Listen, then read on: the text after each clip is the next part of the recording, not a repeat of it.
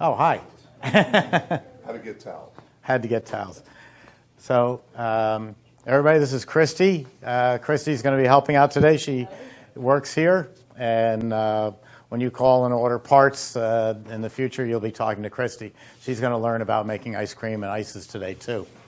I'm going to do 3 Italian ices today under different names, fresh fruit sorbet, Italian ice, and Jeff is going to do ice creams and milkshakes and different versions of milkshakes. So I think we've got a good variety of things for you to try, and we'll have you up as soon as we finish making it, and you'll be having everything that we produce. I guarantee you by 1 o'clock, if we start saying, "Whoa, would you like us to make something else?" It's going to be, no more. Can't stand it. No more food. And we'll break for lunch about 12. We have a nice lunch that we do. And so we'll get started if you're ready, Jeff. I'm ready. Okay. Hi, I'm Steve Thompson. I'm president of Emery Thompson Machine, coming up on 114 years in business in the United States. My grandfather invented the mechanized batch ice cream freezer. With me is Jeff Markow, who owns Mystic Ices and Ice Cream in Fruit Loops, Florida. And Jeff also has his own class called Ice Cream Boot Camp. We'll talk about that later, where you can come for 2 days and learn how to wax his car and wait tables and pick up a few things about ice cream. I have my... I do. Well, you haven't heard the next. Let me describe the next. I'm going to go off camera here for a second. I have all my formulas at our website, emerythompson.com, along with the videos. So anything that we make, you can copy it. And if you're going into business, even if you're not buying an Emery Thompson, please use our formulas. We make better ice cream than anyone, with the exception of the Sharknado and something I made last month, which we'll talk about. But I'm going to give you out the formulas. Jeff's, you would need the FISA cord to get an order of release. So listen carefully when he talks. Watch the video. He does tell you what's in there, but the only way you can easily get his formulas is through his book, and he'll talk to you about this book later. It's guaranteed success if you have this and you're making different ice creams. So let me start by passing this out. The first thing we're going to make is a fresh pineapple Italian ice, and I picked it because it's just so simple, and I wanted everybody to see just how easy it is to make Italian ice. I'm going to use the CB-350 here. So it's all put together, and I can take it apart for you later, but I'm going to start by sanitizing it, meaning I want to kill any bacteria that's in it from the last time I ran it a couple of days ago. So I'm going to use a commercial sanitizer, and let me get a bucket and some sanitizer and some water. You already have the bucket? I have the bucket. I just need the sanitizer. All sanitizers are designed to kill bacteria, and the simplest sanitizer in the world is a cup, not a cap, or excuse me, there, I just told it wrong. A cap full of Clorox bleach. Not a cup, but just a little cap. Little cap into per gallon of water, and in the, if you're in the outback or down in jungle, any place, extraordinary away from people, you can always use chlorine, Clorox bleach, to kill off bacteria. I use Sterashine, and I'm not here to promote people's products. I'm just trying to make life easier for everybody. The health department sees Sterashine, which is a chlorine-based product. They recognize it, and they go, oh, there's a good operation. They know to use Sterashine. So it just keeps the health department off your back.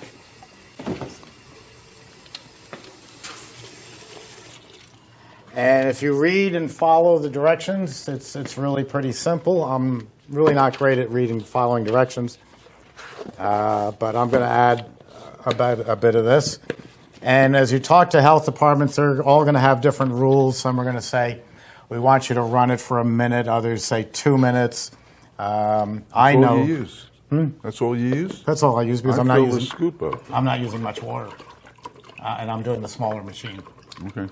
But read and follow the directions, and this will kill off any bacteria that's in the machine.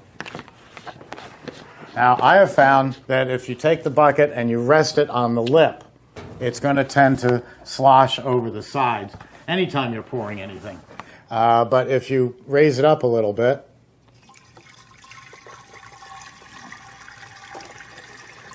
and I only have one working eye, so this is not that hard to do. So that the second that hits the stainless steel, it's going to be sanitized. But I'm still going to run it for 30 seconds or so, and I'm going to find out what's going on here. Did we not tighten this? Okay. That's all it was. We forgot to tighten the door. I'm going to hit the infinite overrun, pick a speed, any speed, and start. And now that's sloshing it around. When we make ice cream and ices today, you're going to see me then pour my product in, turn on the refrigeration switch, and the freezing process has started. When the ice cream is finished, or the ices, I'm going to turn off the refrigeration so it doesn't get colder, and I'm going to open the gate and take everything out at once. That's how we make ice cream. And the ice cream, the ices, they're thick, so it's going to flow out nicely. This is just water in here. If I forget to turn off the dasher or the beater and open this right now, it's going to be like Shamu the whale. You know, the first front row is going to get soaked. So don't do it. All you have to do is turn it off and put a bucket under it. And this shelf is adjustable. You can set it for any size you want. And now I'm going to keep this bucket off to the side here because anything that's going to come in contact with the ice cream, spatulas, even my hands, can be, just dipped into this water, and now it's sanitary. The barrel on all the machines has a slight pitch forward to it. Even when the machine's perfectly level, the barrel has a slight tilt forward, so it's going to drain out completely, not leave any sanitizer behind. So I'll put that under here so I don't kick it. And now this is ready to make product. And so my recipe, which Jeff has already started on for me, is the 4 quarts of water. I haven't started. I just got everything ready. 4 quarts of water, 2 pounds of sugar in here, 2.4 pounds of sugar, right? Yes, okay. yeah, 2 pounds, 4 ounces. And you like to mix it in the water, of course. Yeah. The reason I'm mixing it in the water is sugar is like sandpaper. It just is, until it dissolves, it's very, very gritty. So you're putting undue wear on the blades by doing that. So mix it in a bucket first, as opposed to the old timers who would just pour it in. And then a trick. What? Did I say old timer? And okay. Uh-oh, you're in trouble. A trick. This is pineapple chunks from the supermarket. And one thing I learned from Jeff making ice cream, he's taught me a lot. One thing? And there are others. Okay. And he started in the back row too. This empty head of mush, who has now turned into a world success. One thing he taught me is on certain flavors like M&Ms, the chunks of fruit. If I throw the chunks of fruit in, I know the Emery Thompson's going to grind them up because they're soft. But by pureeing them first, it's going to grind it up even more, which is going to give me more surface area of pineapple, more flavor in the product. So let's grind that up. And again, we're not selling anything here today, but Jeff told me about these Ninja blenders. My wife has one of these $400 blenders for making smoothies, and she comes up with these really awful-looking green drinks, but they taste good. And power. No, I'm ready. I'm just waiting for you to stop talking. Oh, well, that'll never Called happen. polite. That won't happen. Go ahead. These things just $99 at Amazon, and they really just pulverize everything. The blades are razor sharp and extremely dangerous, but it does a great job. So that... Both bags? Yeah, of course. Yes? Okay. Oh, sure. So I'll pour the sugar water in. And it only took less than a minute to dissolve the sugar in the water. But even if there's a little stream of sugar left over, don't worry about it. You know, a little stream of sugar compared to 2 pounds, it's nothing. Make sure the gate's closed. The last thing you did was let the water out of the machine. And so you didn't close the gate, and all of a sudden this product is going all over the floor. You're cursing me because the machine leaks, and it's because the gate was left open. So just close the gate and then pour in the sugar water. There are companies out there that will sell you what they call neutral Italian ice base. And what it is sugar and water and some chemicals to make it last forever. And they're shipping this across the country to you. So you're paying them to ship sugar and water across the United States. It's a little bit expensive. For what? We have tap water and we have sugar, so it makes it very easy. So I'm going to turn this on. Just going to put the lid on. I'm going to pick Italian ice off of my infinite overrun control. And unlike Jeff, who likes to stare at it for a while like this and talk, I want to get to business. I turn on the refrigeration right away. Because if you understood physics, you would know that for the first 4.5 minutes, absolutely nothing is happening. The temperature is slowly dropping, and then all of a sudden it's going to snap, and it's going to start turning into ice. And then if I remember, I'm going to put the pineapple in. That's a lot of pineapple. Yeah.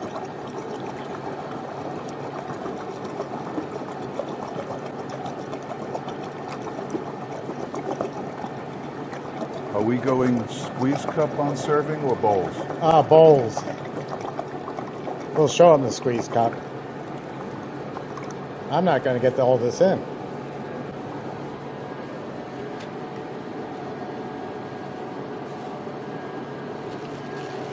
So we're putting in more than what the recipe says. I got a complaint on the social media the other day, and it said that I'm terribly inconsistent. I have one formula and then I do something else during the class. Well, that's because Jeff is here to show you how to make ice cream. I'm here to show you how to experiment. That instead of, you know, and I wish you all would buy a machine to experiment with for the next year. But the fact is, with the recipes out there and basic math of 4 pounds of sugar, 2 pounds of sugar and 4 quarts of water, you can make virtually anything. And then you will tweak it to your personal taste. You'll say, oh, Steve added not enough pineapple, or Steve added an ounce of vanilla, and I like 2 ounces of vanilla. I'm also going to add something that isn't on the recipe card, so if you want to add this, I like cream of coconut. I think it's great for everything. And the famous one is Coco Lopez. That's what's in all the bar drinks down in Key West, Florida. But this is something that I found at the store, just called Real Gourmet Cream of Coconut. It's upside down, so you have to read it upside down. And I'm just going to pour half of this into it.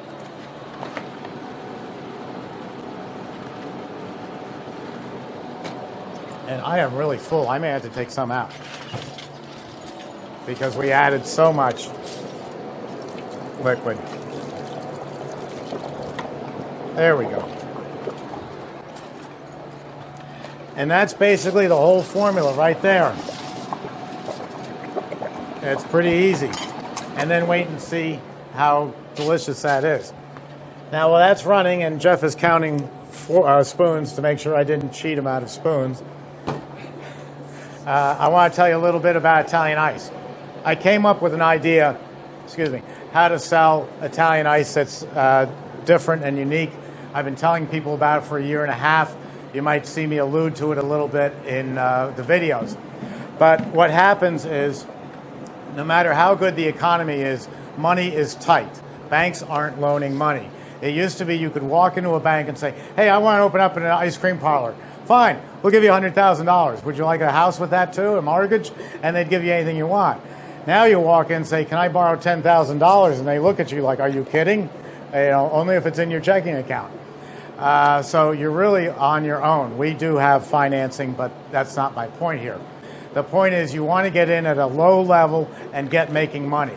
Many of my customers, the youngest ones, will spend 2 or 3 years thinking about it, experimenting with it, where Jeff and I are old school. We just say, just get into business. Start making some money.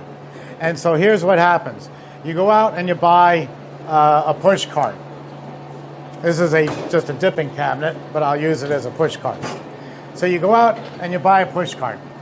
First thing you should do when you call up and you say, I want to go into the Italian ice business, is I'm going to tell you, make a list of where you're going to sell it. You know, you don't just open up a store and say, okay, I'm here, come find me. You say, where can I sell this product? So you start making a list and you say, listen, I've only got $10,000, $15,000 to do this, and the machine's going to take 10. You start making a list. Okay, we're here in Florida. Whether it was Florida or Texas, Louisiana, in the South, there are a lot of places that have fairs and festivals. There's rodeos, there's art festivals, there's all sorts of things going on. You make a list of those. You say, you know what, there's a ball field. I could sell this at the softball Little League. The police and fire have annual fairs. I could sell it there. So you make this list, and then you start working on it. You call up, say how much to get into the rodeo in February. So right there, if the entry fee is $200, you're going to get X amount of people. If the entry fee is $700, you're going to get a heck of a lot more people. So save up and go for the $700, because you only have so many weekends to work. Don't waste it on a $200 entry fee place. Now you get there, you're in the park, let's say, and you've got your push cart, and people are coming up and they're buying ices for $2.50, $3, $1.50, whatever the price, and it's costing you 10 cents. People are going to come up and say, wow, gee, I wish I could do what you're doing. And the first pat answer that they give is, well, you can't. It's impossible. These recipes came from my great-great-grandfather from Genoa, Italy, when in fact they came from a Presbyterian from New Rochelle, New York, me. And so the first big lie is you can't do it because of the formula. The second big lie is actually the truth. Well, I bring mine down from Pennsylvania via Veneto, or Rosati in Philadelphia, or Little Jimmy in Jersey. And it cost me $80 a tub, $40 for the tub, $40 for the shipping. And there's a minimum order of $1,000. $1,000, you have to go out and rent freezer space, because it's going to be about half the size of this room for a $1,000 order. I don't have that kind of money. I don't know where I can rent space. So the third answer, and the right one that you should be giving, is you say, oh, you want to get into the ices business? Fine. You call me, here's my number, you call me on Tuesday, and you tell me I need a tub of lemon, and I need a tub of cherry, and I need a tub of mango. And I'll say, great, come pick it up Friday after 4 o'clock.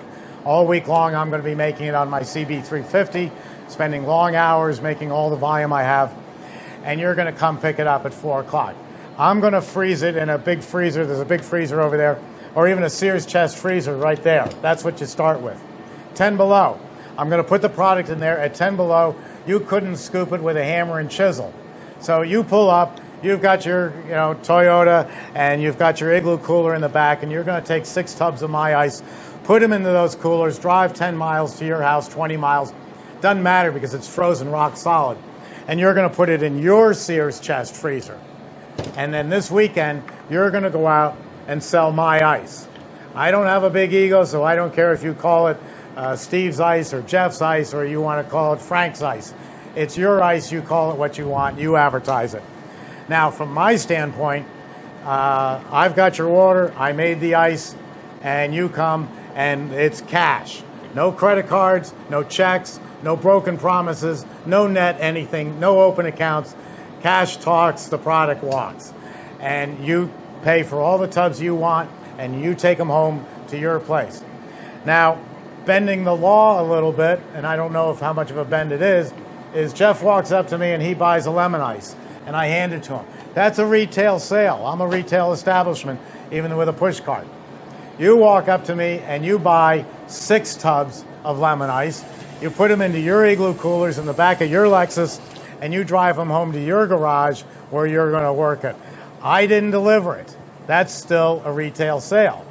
So I've got a very simple business. Within less than a year, I can have 20 of you buying from me my ice. Just cash, take it, good luck, up to you to go sell it. What has happened in the past is I've got this push cart and it's doing very well. I'm going to expand the business. I'm going to buy a second push cart. And so now I have to run 2 push carts for myself. I have to hire someone, and then I get a 3rd push cart and a 4th push cart. Now I'm not in the Italian ice business anymore. I'm in the push cart repair business, trying to keep my carts going. And my employees, hey boss, I know you said there were 96 portions in that tub, but I only got 54 portions today. He's leaning sideways because he's got all your money in his pocket because he's skimming it off the top. So that all disappears when you're just selling the product. And you're not running QuickBooks for 20 employees. You're not filling out a lot of government forms because you don't have any employees. And they're not your push carts. You showed the guy, hey, this is where I got my push cart. This is where you can go get one. Here's 3 different choices. And you're putting that person in business. So in a year, you've got 20 wholesale accounts. You're not Little Jimmy's. You don't have 5,000 accounts across the country. You're not sending tractor trailers down to Florida with the product. You're just having them come pick it up at your place. So you can grow this business. I guess almost finished. Okay. There's a millennial term. I'd have to ask Christy what it means because I don't know what it means. But they always say you're growing the business organically. Well, to me, it sounds like you're putting a head of lettuce in the lemon ice. But I'm not. You're growing the business slowly, methodically, and for very little money. Next thing you know, you've got 20 clients and you're expanding into your own store, all from a push cart, instead of a second push cart and a 3rd push cart. And there aren't any more weekends in the day just because you have more push carts.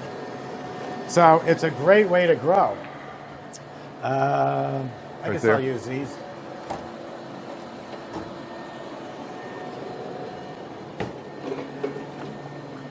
Now, so you can see this. I'm going to check it, open and close it. I could pull it out right now. It's a little bit loose. I could pull it because I'm going to put it right in the freezer. I'm going to pull it just a little bit stiffer. Yeah. If you could just throw that out for me, please. What did you just say? If you could please. The word please. No, before that. If. No, never mind. Yes. Mike, we have a question? Yes. You were talking about selling it, wholesale to somebody so they could do their thing. Is there a range of what you would sell that for? Like, do you sell it in a 3-gallon tub, like an ice cream tub? Is that the size what size would I sell it in? No, I would only sell it in 3-gallon tubs. There's no reason to go smaller at this point for that market. He or she is going out with a push cart and scooping from there, and the 3-gallon tub is easy to scoop from. If I'm doing a restaurant, and we'll talk about this later, I'm going to use these because for the space of one tub, I can have 1, 2, 3, 4, 5, 6 of these in almost the same space. I'm giving the chef 6 flavors as opposed to 1. But yeah, the round tubs. Not ready yet. Not ready yet. Okay. We have the other thing about Italian ice is the higher the sugar content, the longer the freezing time. Well, not just Italian ice, same thing. All products. Ice cream takes about 8 minutes. Vanilla ice cream. Strawberry might take 9 or 10 because you're adding all those strawberries, which is sugar. Here we added almost 2 bags of pineapple, very sweet, so that extends the freezing time. That looks good. The master just turned off the switch. That's my cue to take it out. And watch this. Watch how fast that comes out. How much would I sell a 3-gallon tub for? Maybe $40 would be reasonable. Okay, that's one. I still have, well, we tout this. These are 6-quart pans. We tout this as a 6-quart finished product.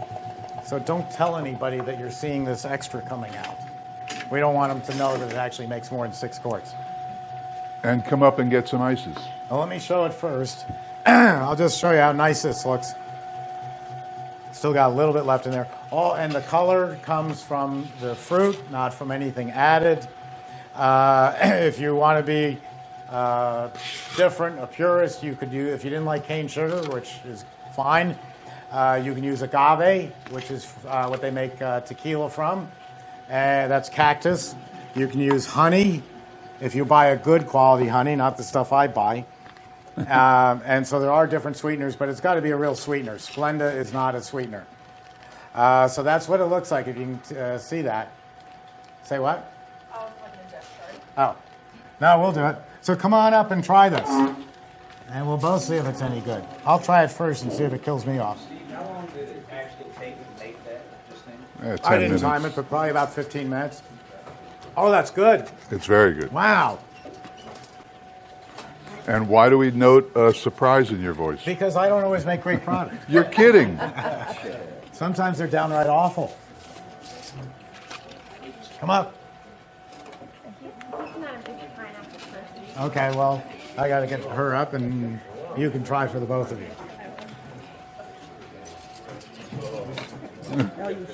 Give her more. That's right. 'Cause She's a growing kid. she's going to be eating a lot of stuff today. Yeah, that's true.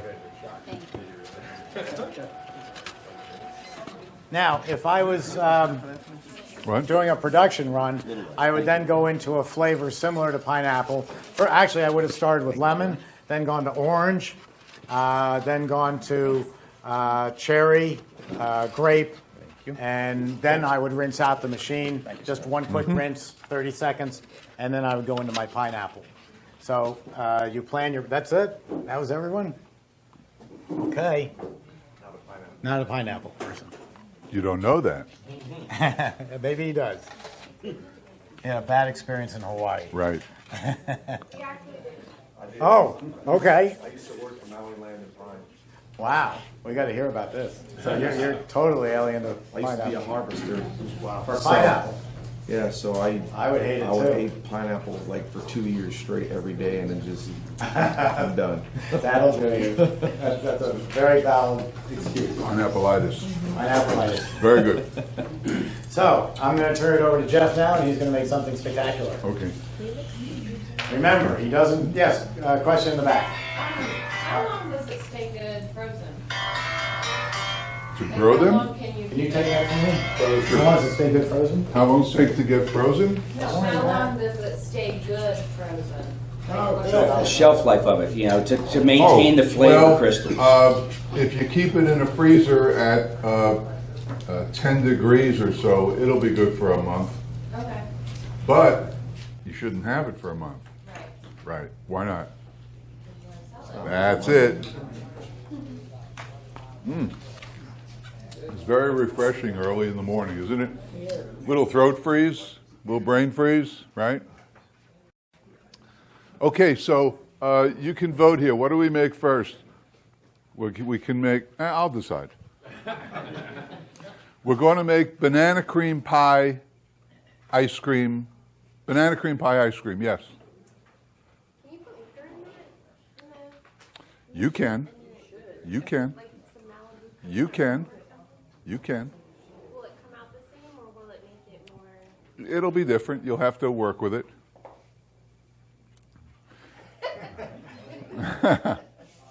Okay. Banana cream pie ice cream. So in banana cream pie, what do we have in banana cream pie? What ingredients? Well, banana pudding. And then what else? What would be the secret ingredient to make it right? We need something to facilitate the crust.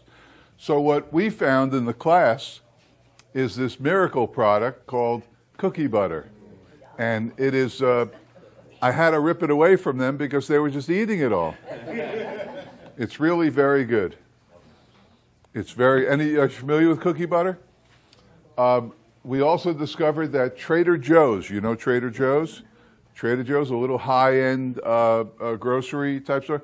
The number one product they sell in all of Trader Joe's, Doug?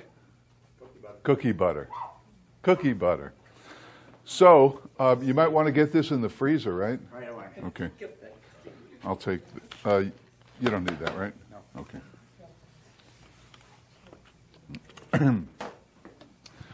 So here's my recipe for banana cream pie ice cream. We have more milk. These are number 10 cans. These big cans that you see all over the place. They're number 10 cans. And I have a 24-quart machine in my store, as you all know you worked on. This is a 12-quart machine, exact same footprint, same size, looks the same. The only difference is the cylinder on mine is 24-quart, this is 12-quart. So I'm going to cut this recipe in half. Therefore, instead of, oh, we need mix. I've got mix. Oh, I knew that. Is that Speckaloos? What? that Yes, it speckle- is. It's cookie butter. We were just talking about it. So are we.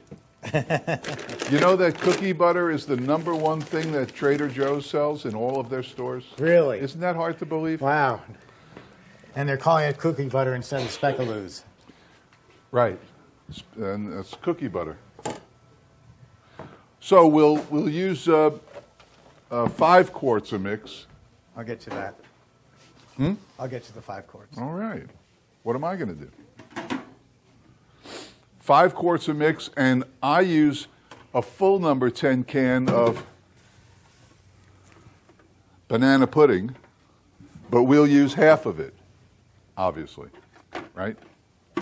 And that we can pour right into the machine because you can put virtually anything in these machines. I have a feeling if I had done this, it would have been done already. Well, I thought you had stuff to talk about. I always have stuff to talk about. Any questions? Nothing? Oh, come on, you Nothing. got to have questions because you know what happens is we break for lunch and then everybody swarms up. Hey, I wanted to ask you about this, so do it now. Now, also in the Walmarts or supermarkets or whatever, they sell these pie crust things with the plastic, and they're 99 cents. They have Oreo ones or these graham cracker ones. And if you take this off, you have a pie crust, and then take the label out, and then you put this on, and it's ready to go in your freezer.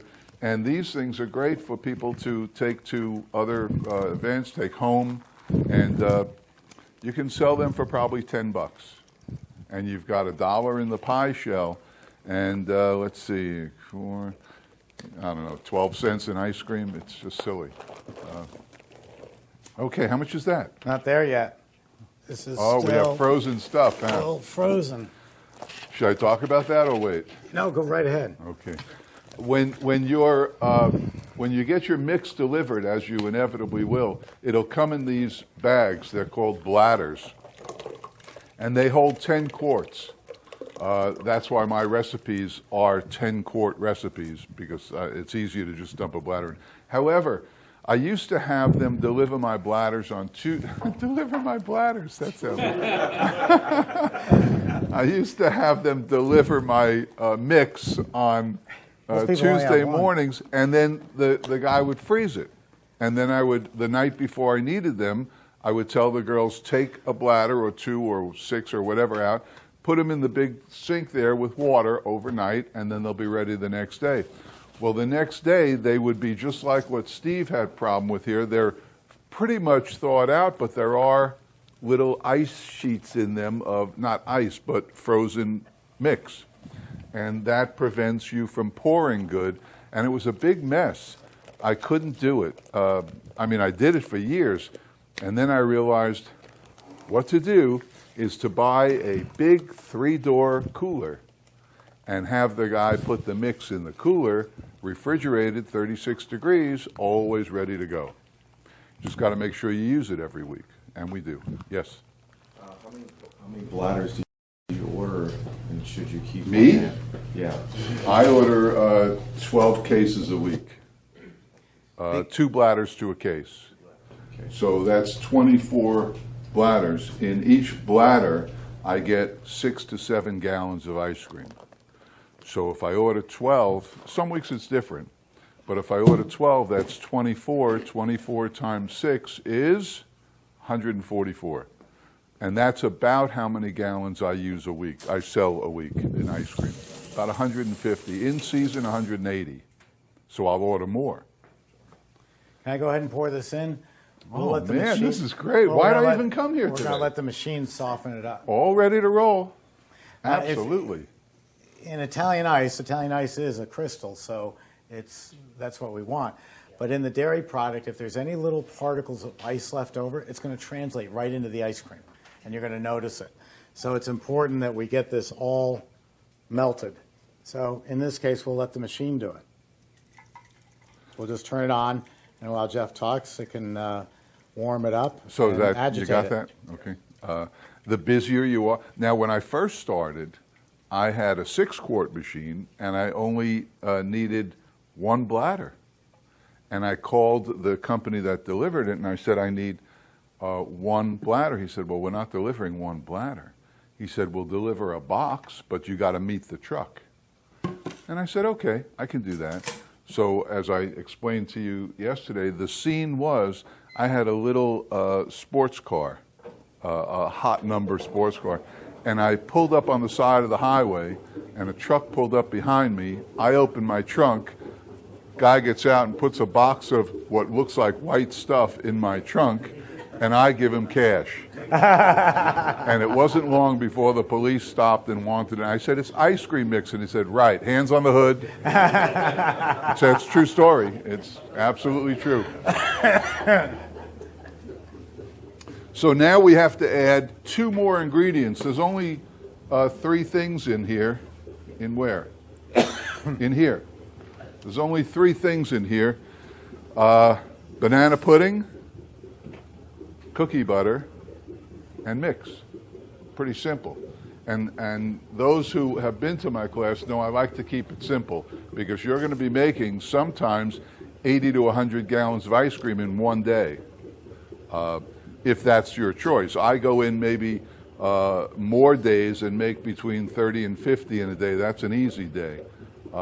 And it's fun. It's fun. You become like a mad scientist. So we'll put this in there, and how's the best way to do that?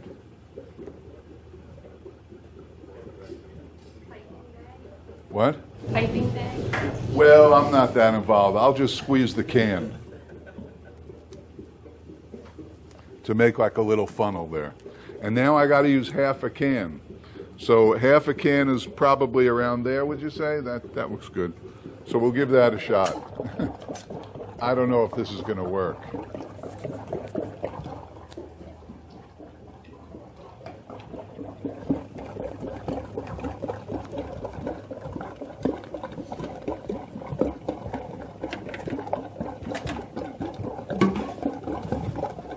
It's working to perfection.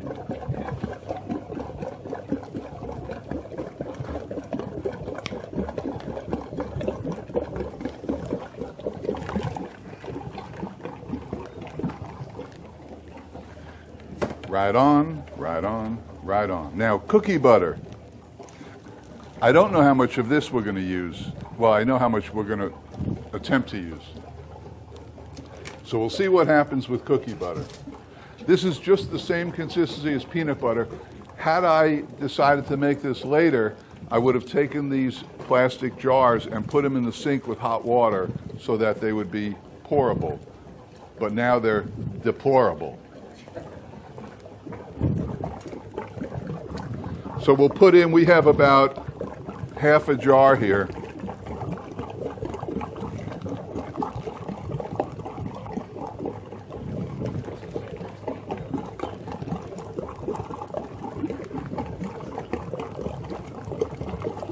The way I used to make this and other pie recipes, cheesecakes and stuff like that, I used to throw graham crackers in, which certainly you can do. But we discovered that this stuff is really good. And it's to Steve I gave all the credit for finding this stuff. Back then it was called Yeah, Speculoos, the Dutch name. It's good stuff. Take a taste of this jar. If you buy one and take a taste of it, that's the end. You won't stop until it's empty. It's that good. And forget peanut butter after this. Oh yeah, you'll never touch peanut butter again. This is too good. So we'll just use what was left. I think there was maybe 2/3 of a 14-ounce. Taking pictures from that. And what we'll do is we'll taste it in a few minutes, and if it needs more or less, we can adjust everything. How do we adjust it if it needs less? Not easy. Add more mix. Add more mix. I wasn't asking you. I know you know the Yeah, but teacher, me. Very rarely will it be more mix in my world. Okay, now let's get up to speed on this.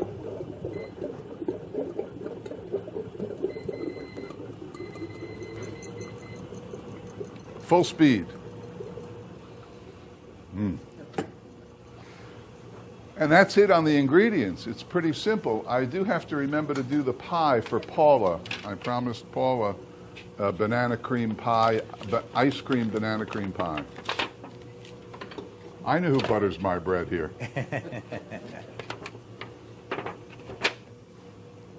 And you can sell these pies every time you make some ice cream. Run off a couple of pies, put them in your freezer, stick a label on it what it is, and then you've always got some pies handy.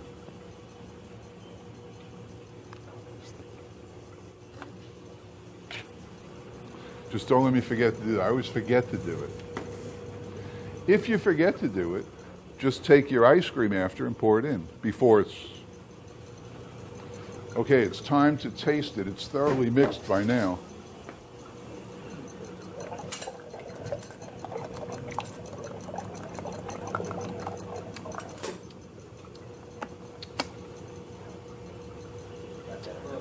It's outstanding. I am going to add something else, though.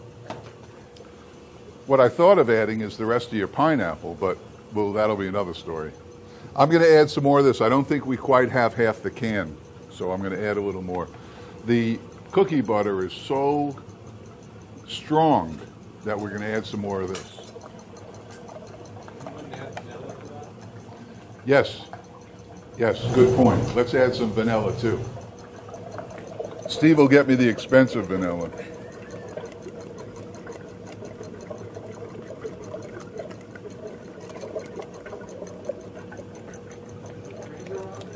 Not yet. Not till I, who asked that?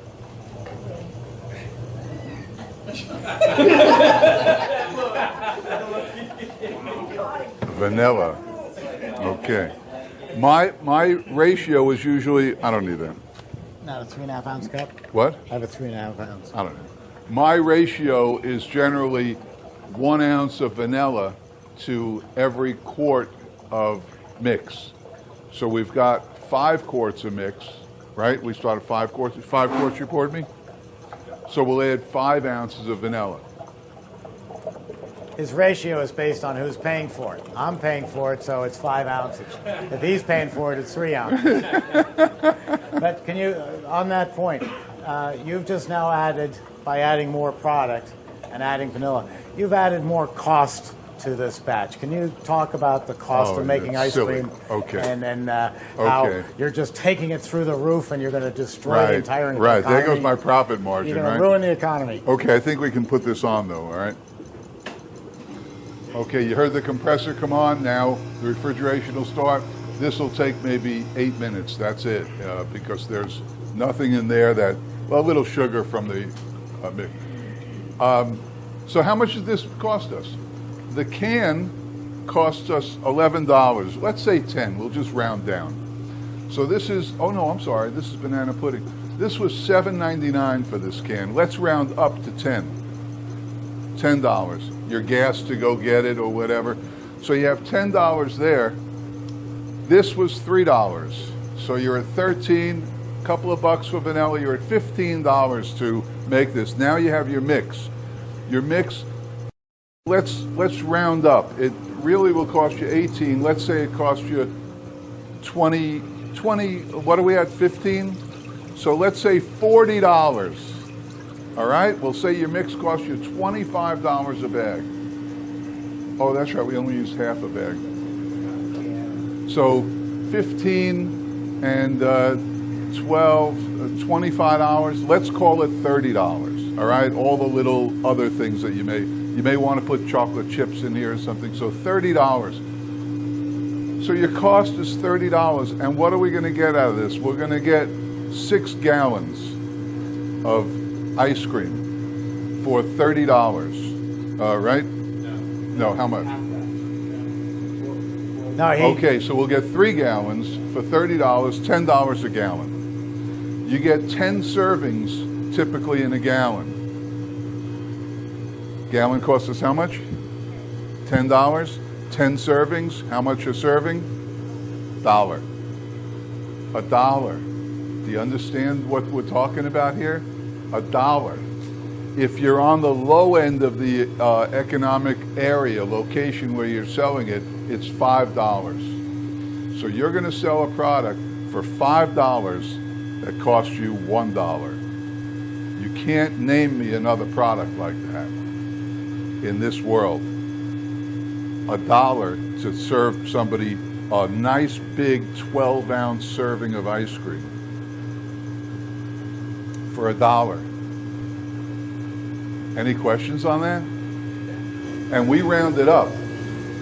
Now understand, in that $1 is not your rent, it's not your electric, it's not your water, it's not your employees, your insurance, the cost of your cup, your spoons, your straws, your napkins, none of that.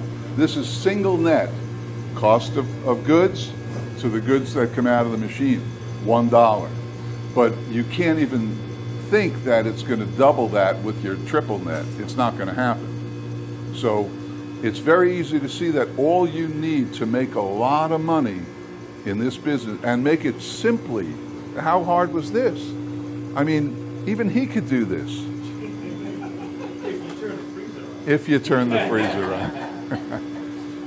So the simplicity of it and the profit of it, and then you throw the other ingredient in, the fun.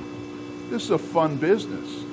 So you can't beat it. You can't sell anything else as profitable, as fun, and as what was the third thing? Is this working? Is this mic working?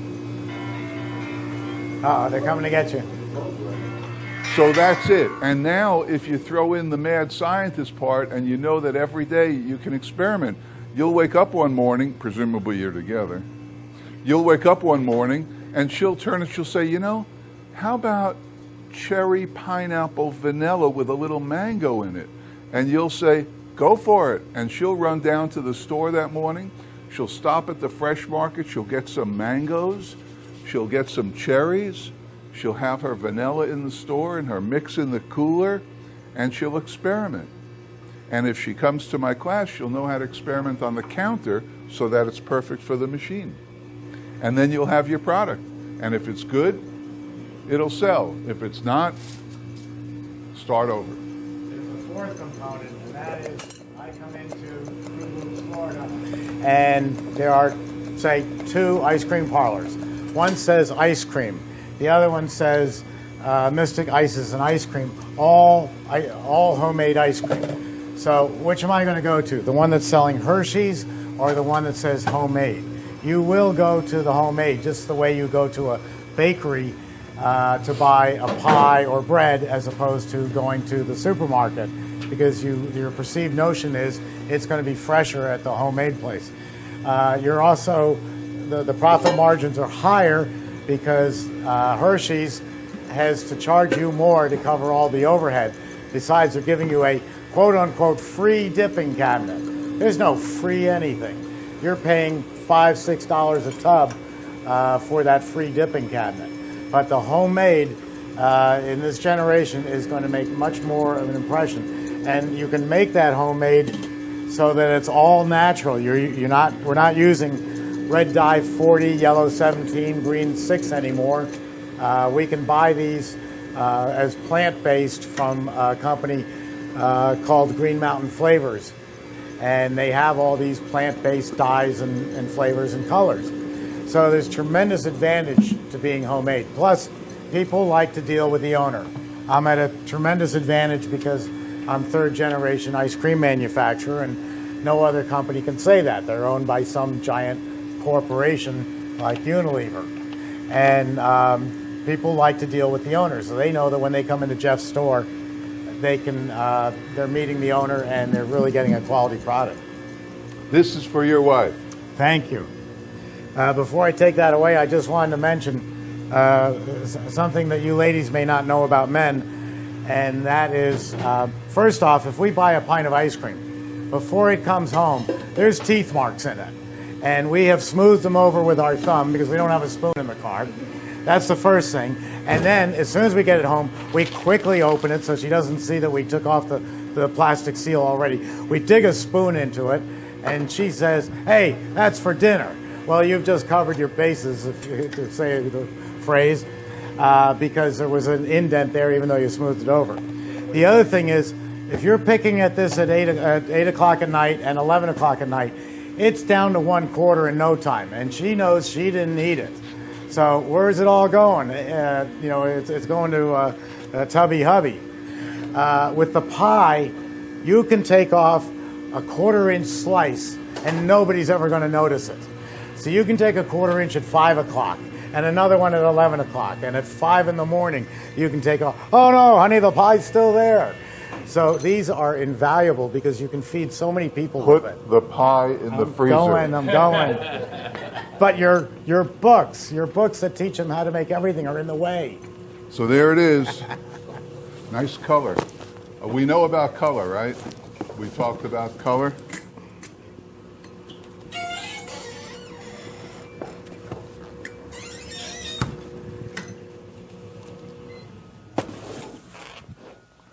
Nice stuff.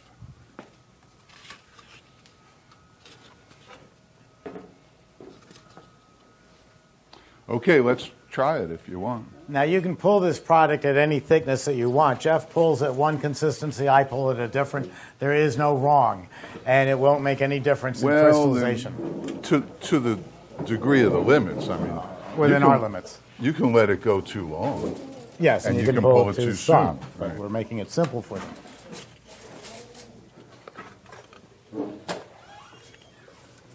Oh, that's good.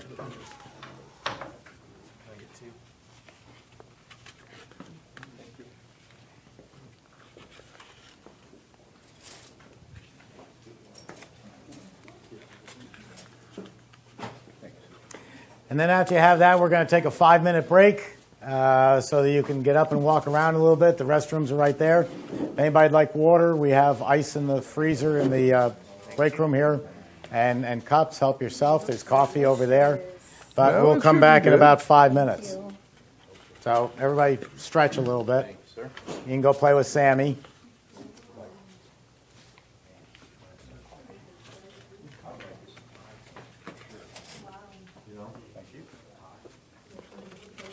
Maybe Mike wants some, sitting in the room there. I'll ask him. Well, why don't you just bring him one? He'll eat it. Yeah. Yes, I definitely. Okay, he overheard us. What? He overheard us. Sure. Whoa. Let's give him a fresh one. She just took it in. Christy Okay, just well, took it in. she's going to want one now, too. So, everybody can get up and take a break. We're going to leave. We'll be back in 5 minutes. I'm not leaving. I'm here to sell some books.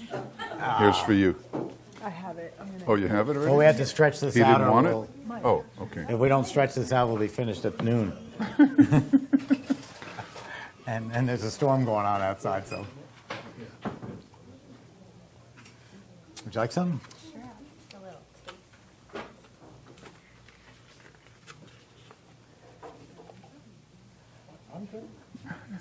taste. So this is good for breakfast, right? Yeah. It's got a good breakfast. Breakfast is next. I was thinking on the pie, when you serve a slice, you can flambe some bananas and rum and She's one of those people. Whatever I do is not good enough for you. fancy with it. Flambe, yes. Flambe away. Sherry, did you get some? Yes. Variegate. How can you go wrong? You run the overrun the same as you did on the ice? You knock that out?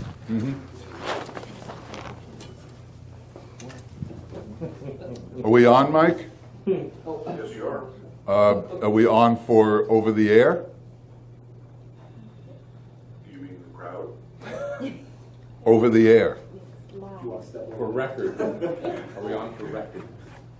Why don't you cut the mic for a few minutes, all right? Yeah. Okay, let's. Here's another little trick. You're going to be making ice cream for hours and you're using different products, chips, nuts, candies, pineapple. There's a tiny bit of pineapple left in the machine, very small. But it adds up over time and all of a sudden your drain's clogged up and there's $100 to call Roto-Rooter. If you use a spaghetti colander in your sink, you take all your wastewater from the machine, pour it through the spaghetti colander, now it doesn't go down the drain.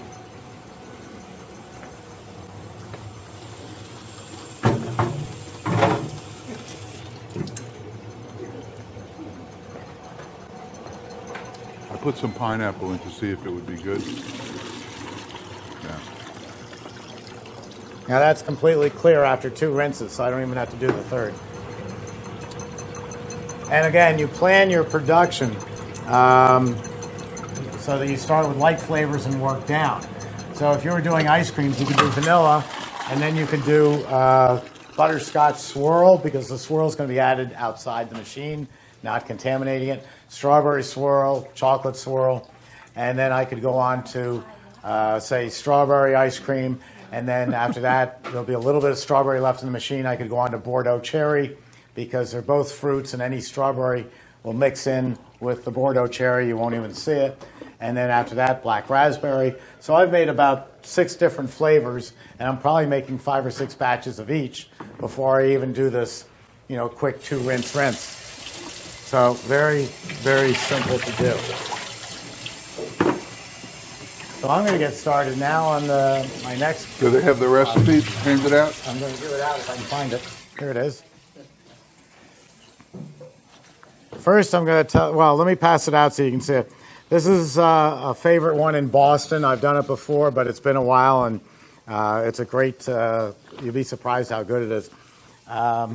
Being the nasty teenager that I was, which I guess would never get me onto any government job, we used to have friends. We went through a period where all our friends were getting the wisdom teeth taken out. And just to be nasty, instead of going to the hospital and seeing our friends and bringing them a beer or something like that, we'd bring them grape nuts. This stuff is deadly.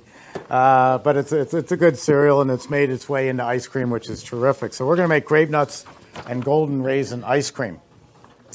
What did I want to say about it? I made an ice cream last time doing a breakfast ice cream called Cinnamon Toast Crunch. And Jeff's sitting there going, "It'll never work. It'll never work. What you're doing is never going to work." I said, "Of course it's going to work. My customer told me it's going to work." What I did was the Cinnamon Toast Crunch was great cereal, and it made a great ice cream. And I dumped it into the machine, and the machine ground it up, and it was perfect. Even Jeff said, "This is delicious." And then I took the other half of my Cinnamon Toast Crunch ice cream, our cereal, and I shook it in as it's coming out. And he's going, "It's never going to work. We tried this. It didn't work." And we tasted it here, and Jeff admitted it was fantastic. Crunchy, wonderful, great. The next day, that cereal, not the ground up part, but the regular pieces of cereal had all absorbed the moisture from the dairy and turned into glue. There's no better way to put it than glue. It was so bad that even I threw it out. I mean, I had it at home. It stayed there for about 4 weeks.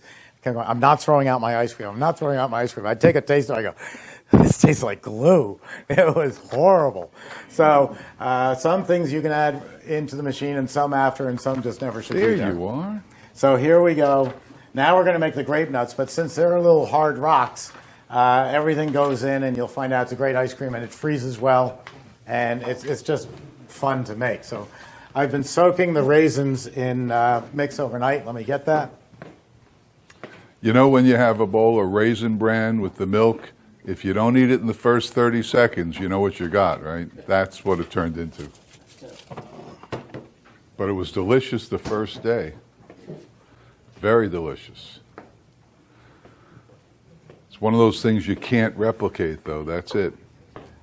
What's that? This is my 2 quarts of mix, as it says on the recipe.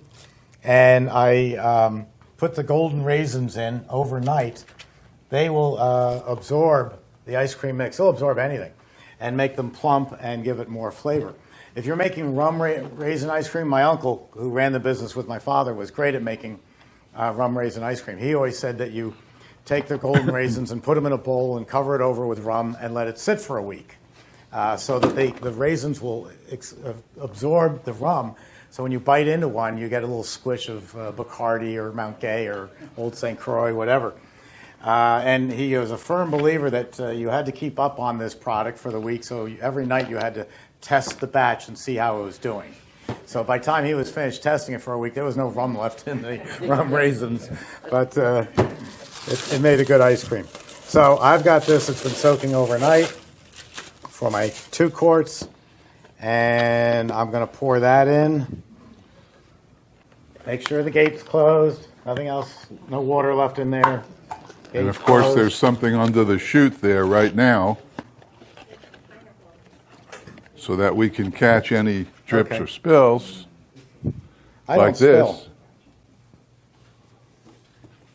Now I'm going to have to get a spoon and get the raisins out. I don't need that. Of course not.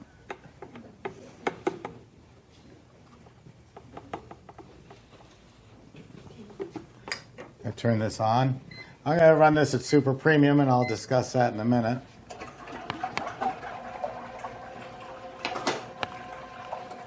What are these for? Nothing now. They were cleaning.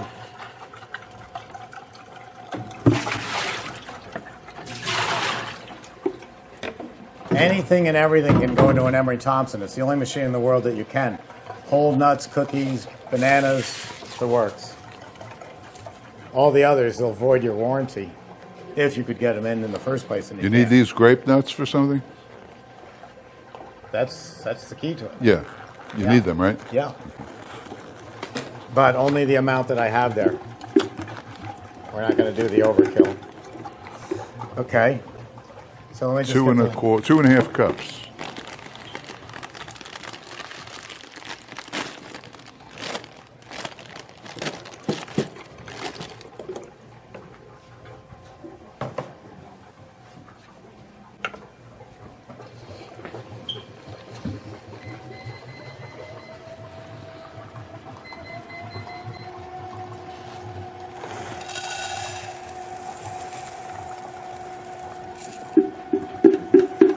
It's so quiet. Any questions?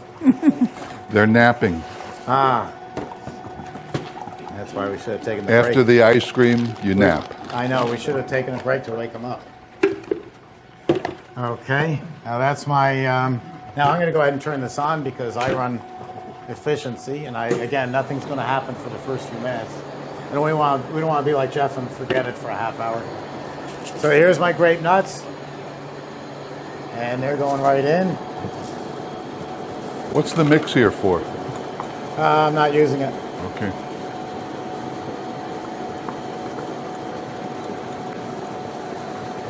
I had measured it out thinking I had to put it in, but I don't. Got a little bit? Yeah. You can put that in. Okay. 2 ounces of vanilla.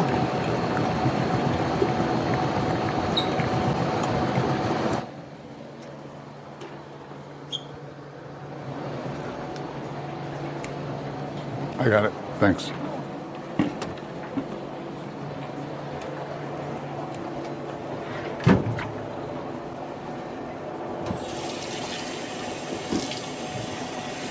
It's very quiet here. Yeah, it is.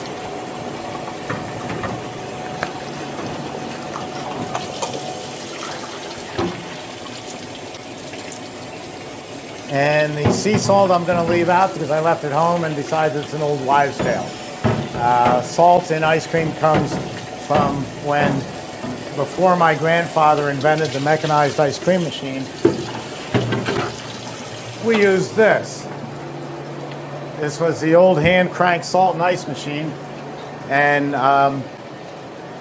instead of Freon going around the freezing cylinder, we had rock salt and ice. Instead of a mechanized dasher, we had a crank that we turned for 40 minutes. So we are literally making homemade ice cream with an Emery Thompson. And in 1903, he invented this machine and took us away from this. But this, when you put it together, your source of cold is rock salt and ice. And so you've got the cylinder in there first, and then you're packing it around with rock salt and ice before you put on the lid. And by accident, some rock salt falls into the ice cream. So it got into the world as being part of the recipe. And there are chefs who will claim that it enhances the flavor of the ice cream. I've never seen it, but that's how it got in there. Question? Components, how much has that machine changed since 1903? How much has this changed since 1903? Everything. The original machine was a vertical cylinder, and it had a tank next to it filled with rock salt and ice. And the pump circulated the rock salt and ice around the cylinder, which with the pump action speeded up dramatically, and then you had an opening at the bottom and the product came out. So it's the same homemade ice cream. In 1919, we dropped the vertical cylinder because of Newton's law.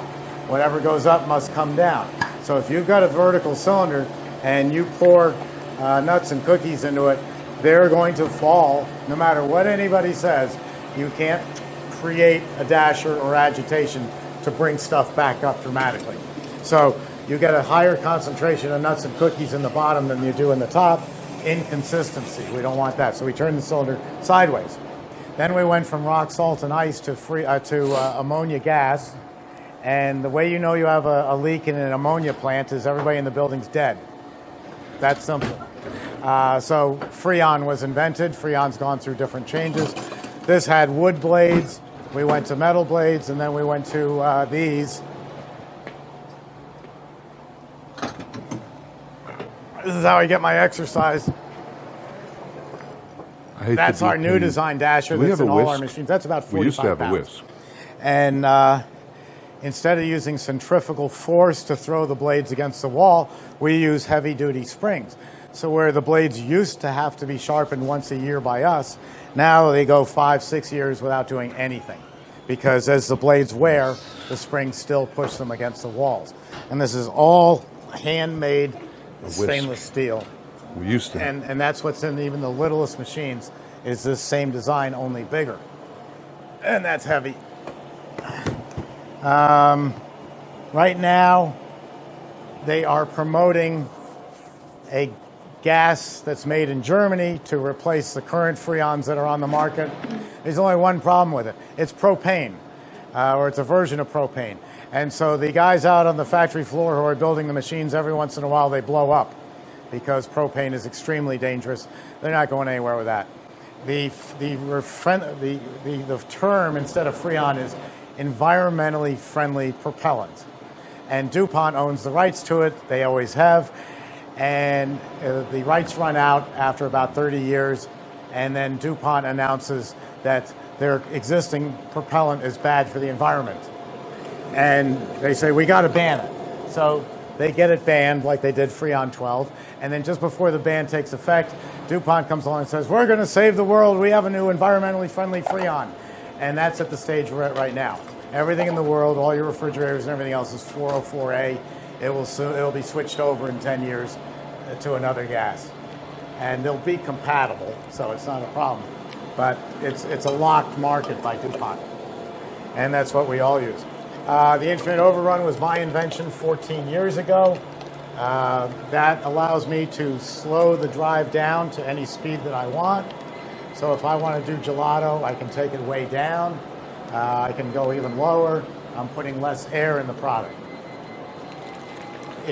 No one else has figured out how I did it, and I'm not about to tell them. But you say, well, gee, I can dim the lights in my dining room. Why don't I put what we call rheostat or light dimmer on it instead of this control? Well, the light dimmer, when you dim the lights, it's literally, Christy, could I have a couple of those containers back there, the rectangular? Oh, never mind. I got them.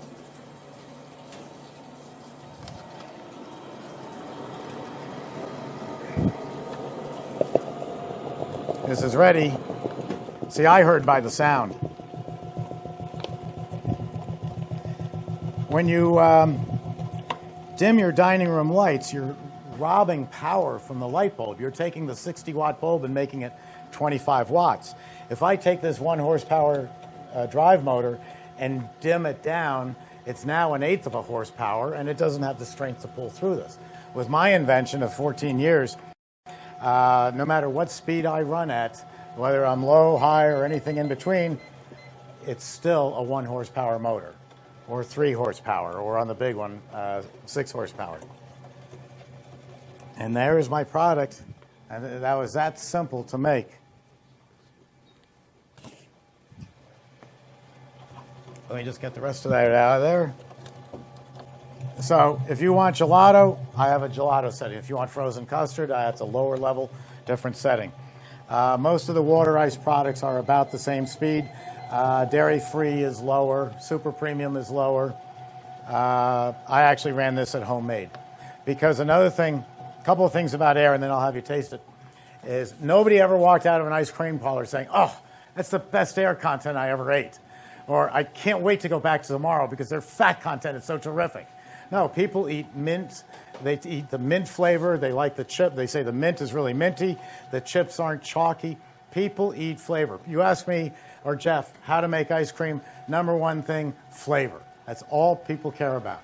But if you want to get real technical on air content, even though I can give you the lowest in the world, is when your employees go to scoop this, if this was 100% overrun and they're scooping like this, because that's where all your strength is, and never get in a fight with a lady who works in an ice cream parlor, you're compacting that ice cream from 100% overrun down to about 70.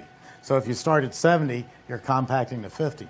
The proper way to scoop ice cream is in a motion like this. Now, all of you watching here, go home tonight, pick up a spoon, go like this for 5 minutes, and you will curse the day you heard my name, because your arm will hurt so bad it'll be carpal tunnel syndrome times 100. People won't do that. Your employees are going to go like this and like that, because that's where the strength is. And come on up and let's try it. It's excellent. It is? Wow, another winner. How about that? I'm 2 for 2.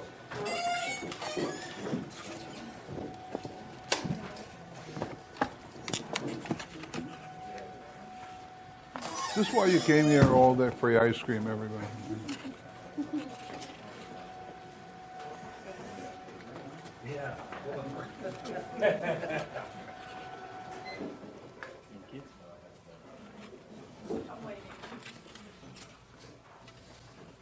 He who waits is lost.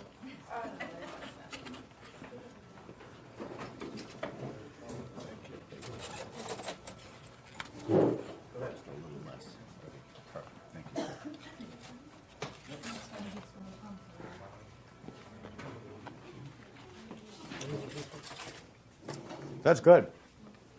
Now, as that ice cream chills in the freezer, Jeff and I disagree on this, but he's wrong. Well, no, you're wrong. No, he's wrong. The flavor will actually enhance. No. The flavor comes out stronger as the temperature drops down, because right now we're at about 19 degrees. You No, get this it'll down 5 never taste degrees, better and it'll than be right much. now. There's just noise in here. I happen to agree with that.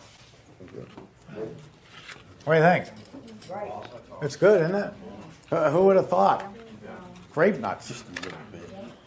Now, are they softened?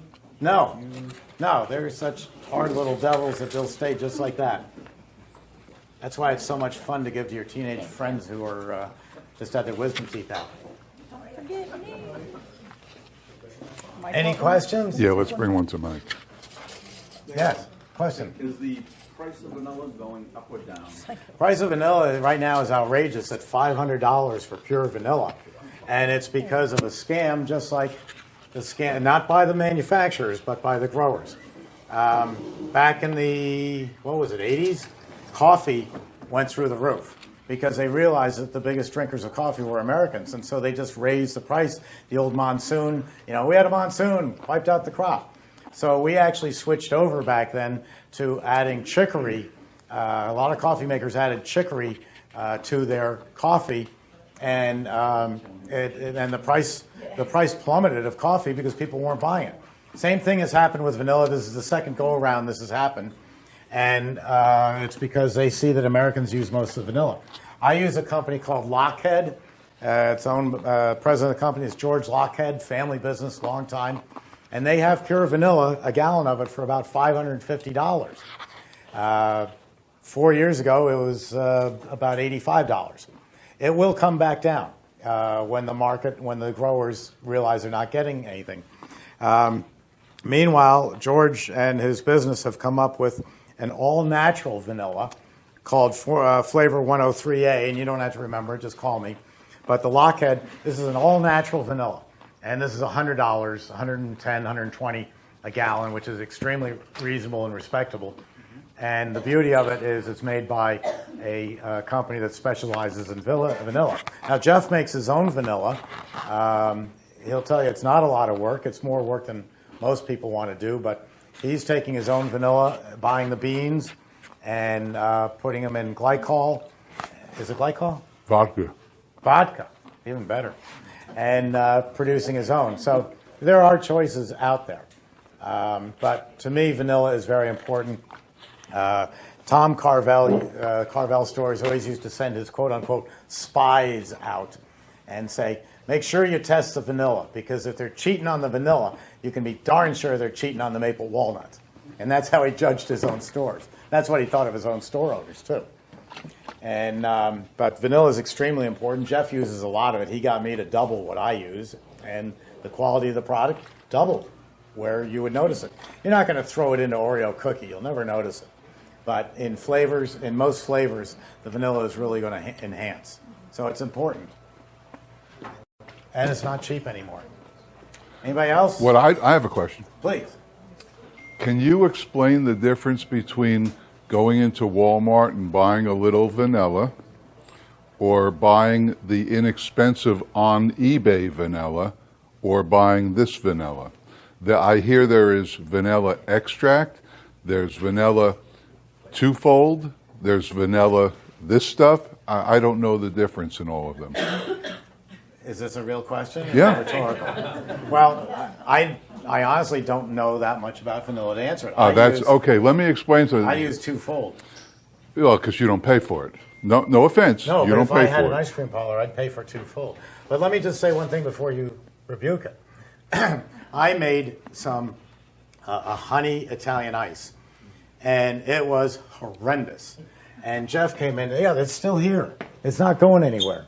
There's 3 bottles of it. Sous vide. Sous vide honey. I got this because it was a large bottle, and it was like $4.95. Those aren't even bees that produce And Jeff that. looked at it, and said, "That is absolutely horrible. I mean, this is going to make an awful product." I said, "Honey's honey. Who cares?"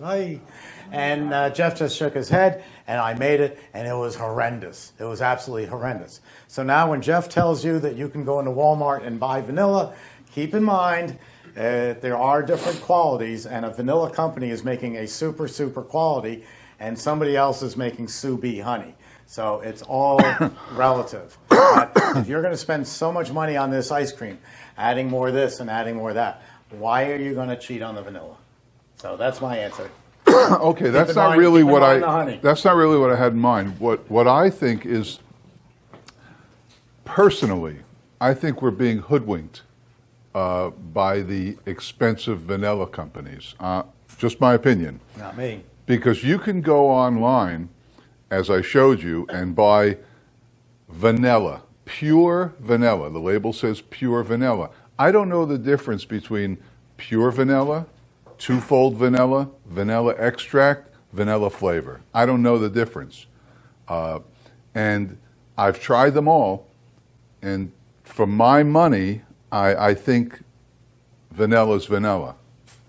I know it goes against the grain, but when you talk about $100, and you know that I use an ounce per quart, I mean, if the vanilla people out there are listening or watching, I'd like to be educated on this, because a little bottle of McCormick vanilla in the supermarket, a bottle like this, probably not even an ounce, is $6, $7.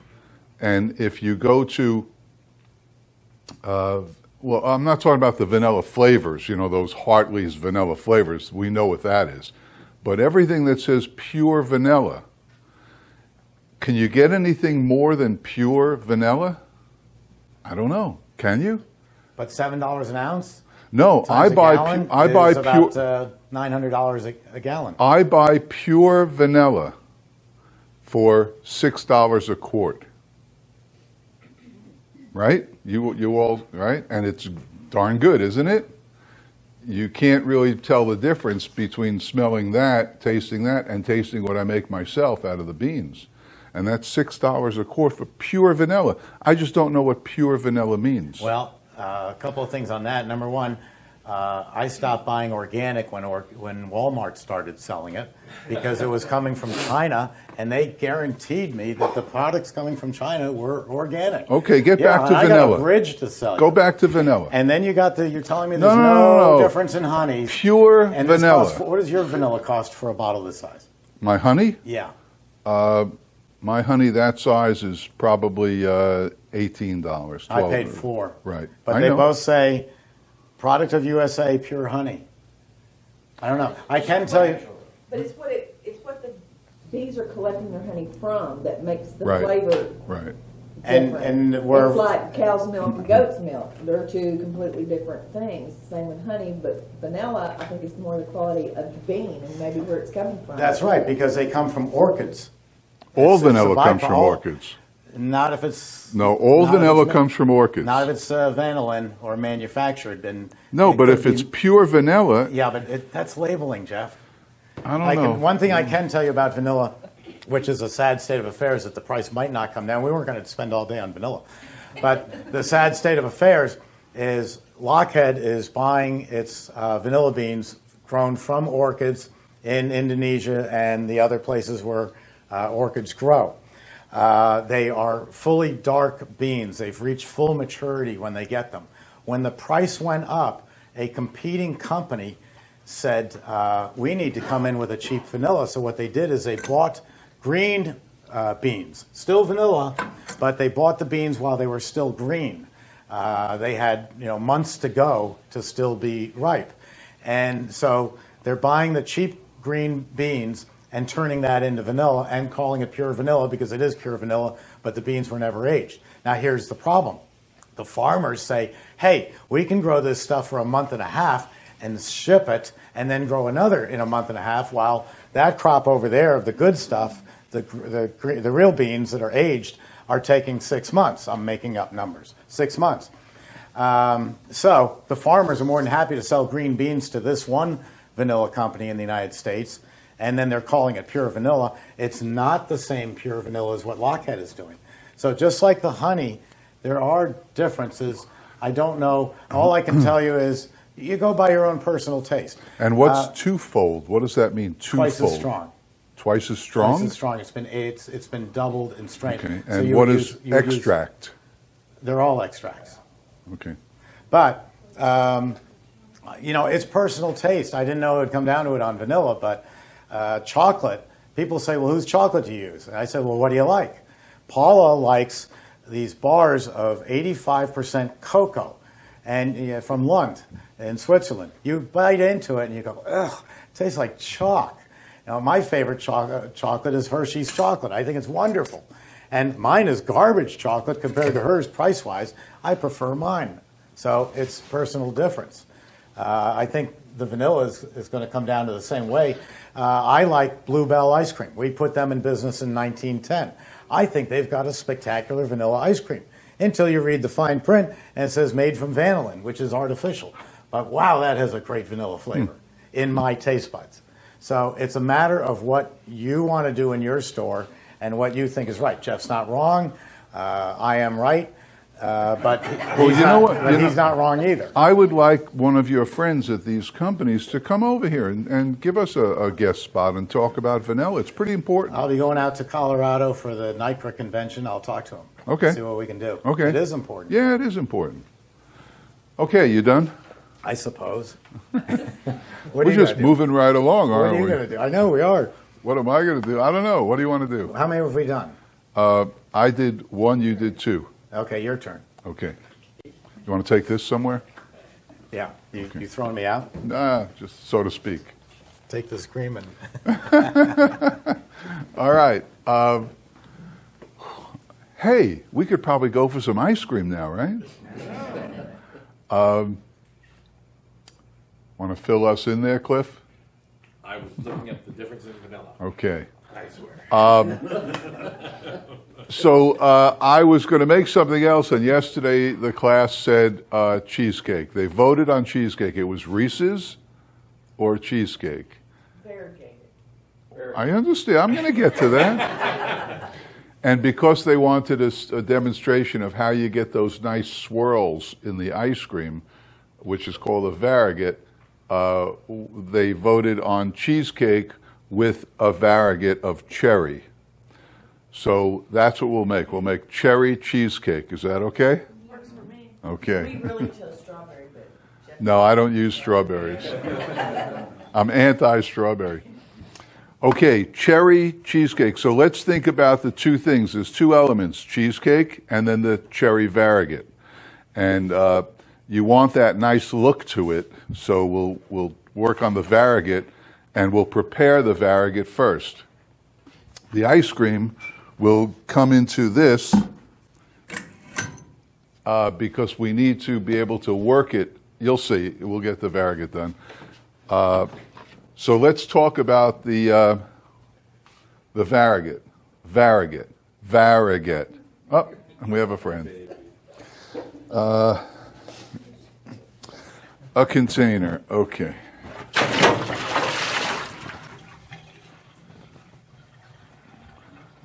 So the Variegate is, if we're making cherry cheesecake, you can make anything. You can make peanut butter and jelly cheesecake. You can make anything you want.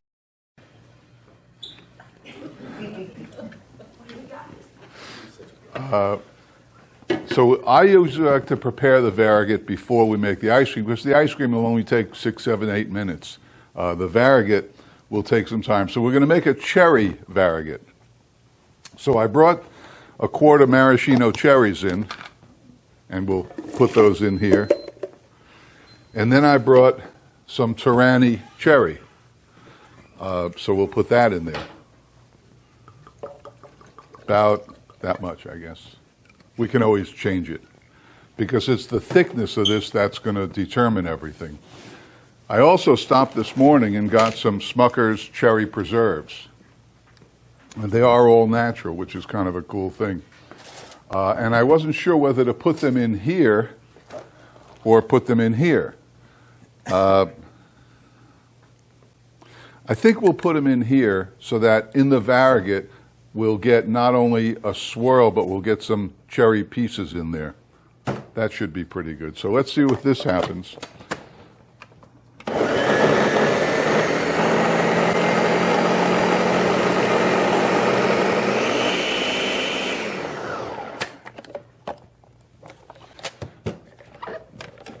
And let's see what we got.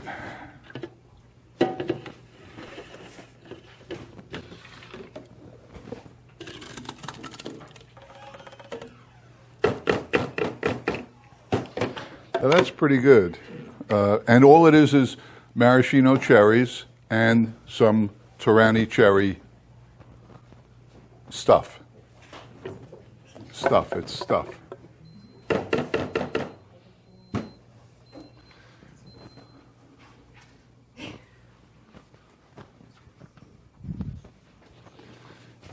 And to this we'll add that, what do you call it? What is it?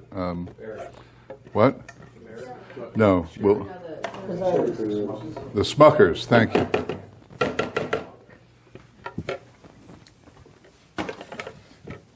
Smuckers.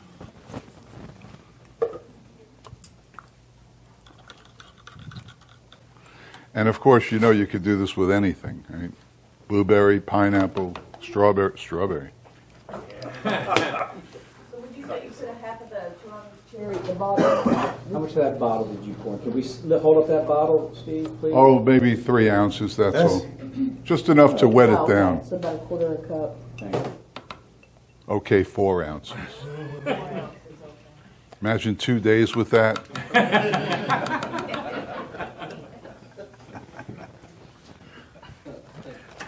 Sure, it wasn't 3.5. And now we'll whisk it a little bit, because we added those Smucker's things. Preserves, right.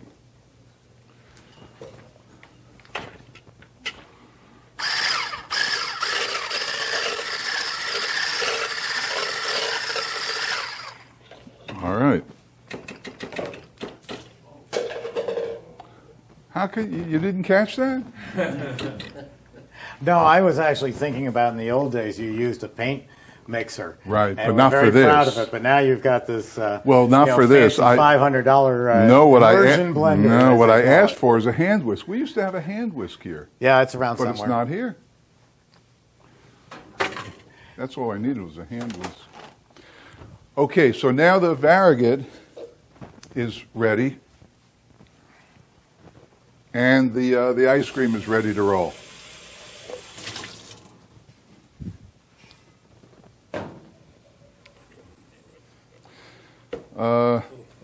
Little thin.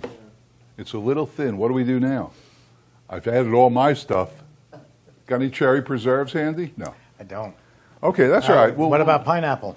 No. I got pineapple. Cherry, pineapple, whatever. Okay, we'll make do. We'll be all right. Use less mix? No, that's a separate deal. That's all right. We'll be all right. Don't worry about what he says. What? We're not home. We have nothing here. This is like working out in the field when you come here. If you don't bring it, you don't get it.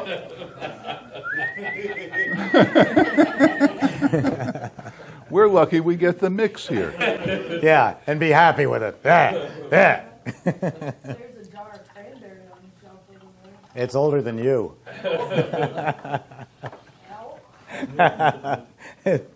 It's for show. We'll be okay.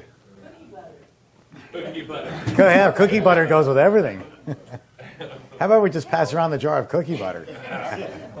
We'll be okay. We'll be all right. Don't worry about it. We'll be okay. If we were back home, what would we do? Little Ghirardelli white powder, like you said. What wouldn't we do? Cornstarch. All right. So the cheesecake mix, Jell-O no-bake cheesecake, and as I told you, you don't want to go buy Schmello no-bake cheesecake. You want the real stuff. Each box contains two things. One is going to be the cheesecake mix that Jell-O makes, and the other is going to be crushed up graham crackers. So we'll add all this stuff. What? Graham crackers in there that's picking it up? Yeah, you could. Yeah, well. Or the no-bake. Or the cheesecake stuff, right? Let's see. Let's see which one we will use. See, they go to my class, they become instantly knowledgeable, creative. Innovative. Very innovative.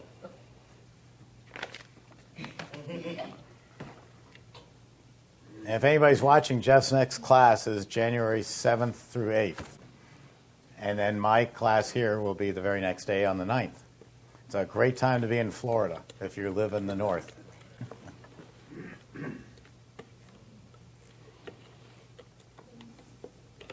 Getting there, right? Now, I have a feeling as it sits, it's going to even become a little more thick. But that's pretty good. We can add a little more, right? Why not? I'll tell you why not. Why not? Well, you don't want it too big. Well, no, we got to add this to the, we got to make cheesecake ice cream. That's why it was so big. The graham crackers wouldn't hurt if we didn't have as much in the, Right. How about the grape nuts? You want to No. use grape nuts? no. We can always put the cookie butter instead of the graham crackers. Okay, we're there. We're all right. So what we'll do is we'll add the other stuff to the, Brad's saying, what the hell did I get into here?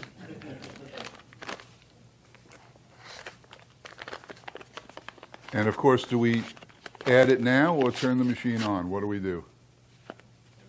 Turn it on, right? Of course. Maximum mixability.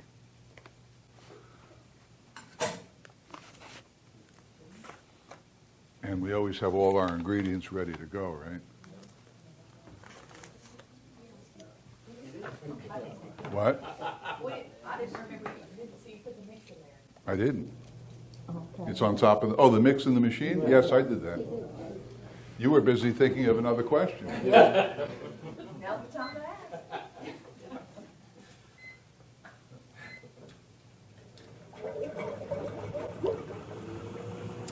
All right, let's add some vanilla, because this recipe definitely would call for some vanilla. How many ounces of mix did we use? How many? 5 quarts. Oh yeah, just dump it in. You're not paying for it. When did you come on to that? What a hypocrite. When did you get on to me? The day I came in here and my full gallon was down to an eighth. Okay, we'll add this stuff.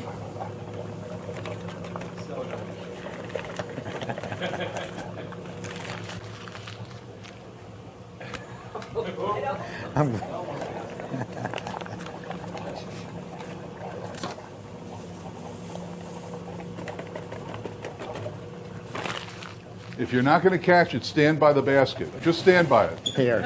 No, just stand by the basket. I'm not being your backstop. You're the backboard. We need to work on this one. We didn't practice this one.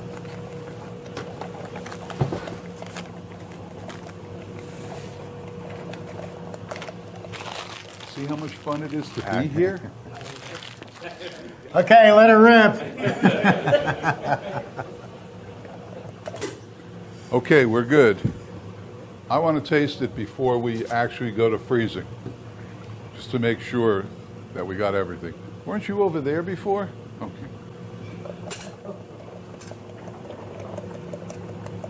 Is everybody cool enough? Temperature okay? Okay. Okay, that's very good.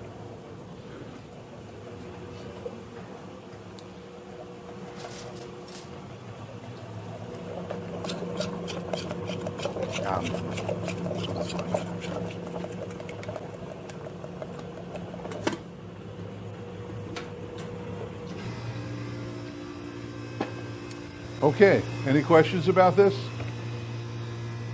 You were over there before, weren't you? Yeah, they came in a little late, so I gave them the spot. No, actually, they came in a lot late. Okay, the Variegate. Now, a lot of people think that when it comes out, you add the stuff on this side as it's coming out. It's near impossible. Remember yesterday we made chocolate fudge brownie ice cream, and the girl, they're not here. Oh, there you are. And you added the brownies as it was coming. It wasn't easy, was it? Certainly one person can't do it. I never had any luck with doing that. So I thought about how to get a swirl in the ice cream if you're adding something, because you go to Baskin Robbins and there's some nice swirls in their ice cream.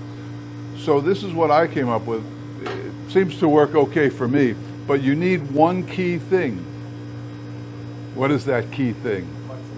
You need a flexible tub, and you'll see why. It's kind of cool thing. What are we going to put in that's clear so they can see the Variegate? How about here? This is clean. That's fine. Yeah, you can see through these. Yeah. By the way, if you're buying these are Cambro containers, and I use them also, C-A-M-B-R-O, and I use them also. However, I learned a very costly lesson. I have about 350 of them in my store that we put the ice cream in, and I decided to buy some more, so I went to, can I say the name of the, I went to Web Restaurant Store, which is now Webstaurant, and I ordered another 50 or 60 or something, and the ones I have are the, see they're milky, and these are what they call clear. And the clear ones are more expensive when you go to Restaurant Depot to buy them. But I didn't know, so here comes a shipment from Webster and they're clear ones. And I said, oh, goody, they sent me the expensive ones. However, these are garbage. They crack. They crack quickly. The lids crack within 2 weeks. The bodies crack within 2 months. The other ones I've had years, 8 years, and they're fine. But the clear, what they call the clear ones, I don't think this is this a clear one? I'd call it clear. Yeah, the clear one's no good. And I've since learned the difference, polypropylene, polystyrene. And when you have spoons, when you go to an ice cream parlor and you have a spoon and you put it in the ice cream and it bends, those are polystyrene spoons, and you don't want those in your store. What you want are the hard ones, either they're called heavy duty or polypropylene spoons, and they won't bend. They'll just snap and break and stick your eye out. But luckily for us, homemade ice cream is softer than store-bought ice cream, so you're okay. But there's a difference in spoons, just like in containers and everything else. So don't buy the clear ones. They'll break, they'll crack. And then somebody will come up and go, So I guess you would say that when it comes to spoons and tubs, there are a lot of differences, even though they're called spoons and tubs. Absolutely. Same with Just straws, like too. vanilla. You won't let go, will you? Okay, there is differences in everything. And now there's a big push on to end plastic straws. Oh, yeah. Which I'm against. That's ludicrous. You're not going to save the world by not drinking through a plastic straw. Oh, you are wicked if you don't use cardboard from only one manufacturer, and they're 4 times as much. A straw's a straw. Look, how long has this earth been around? We used to fight for this stuff in the 60s, but now I'm totally jaded. Not using plastic straws is not the answer. How about those water bottles? You think somebody might address that situation? Yeah. Put them in cardboard water bottles. Because Billions the of them. water bottles, there's gazillions of those sold every week. Everybody's got them. There's one right there on the table. And you're not going to recycle that. It's going right in the trash. So there's what you should address. Water bottles, not straws. You ever drink through a paper straw? You know, it gets gummy up here and you don't like it. I want you to know that Jeff used to be a card-carrying liberal until he met me, and he sat in the back of the row and watched how ice cream is made. And now I said, what turned you? He said, have you seen my tax bill? All right, we are working good here.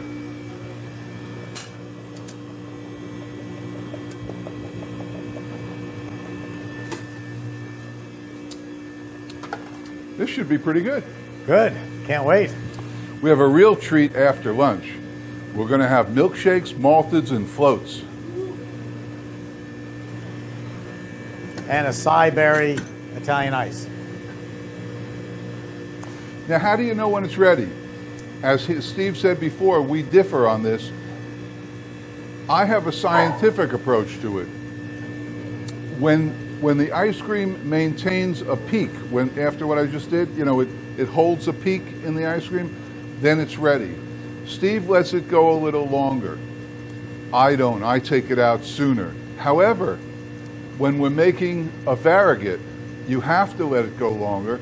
Otherwise, when you try to mix the swirls in, you'll just get soup. It'll be a watercolor rather than an oil painting. That was good, right? Watercolor. Now, normally I would pull this now, but because we're doing a Variegate,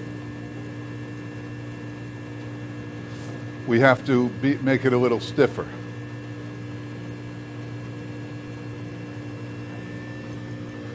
Any questions? Yes. Yes, Jim. You do everything in batch, you ever do anything out of batch? I don't understand. Like you were saying how you added stuff coming out of the machine. You add everything in the machine No, this time we're not. We're going to add this after it's out of batch. I used to make Milky Way ice cream by heating Milky Way bars on the stove under a low light till all the Milky Way bars dissolved. Then I would slowly add mix to it until I had what I wanted to put into the machine after it cooled the next day. But I've since come up with a method where you don't have to do that, where you can take any candy bar, Kit Kat, Clark bars, Butterfingers, Snickers, Almond Joy, anything you want, and make perfect ice cream. Let's see how we're doing. Aren't you going to tell them the secret? Not yet. You always got to create a suspense first and then work the crowd. Okay, we're getting there. It's in the book anyway. I mean, everybody knows it. It's all on the index to these videos. And that doesn't say Fruit Loops, Florida.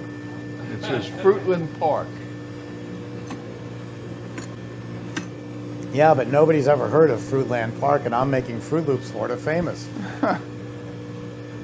Is that why I haven't been getting the checks? Yeah, maybe. Okay, we are almost ready. See the frost building up here? We talked about that yesterday.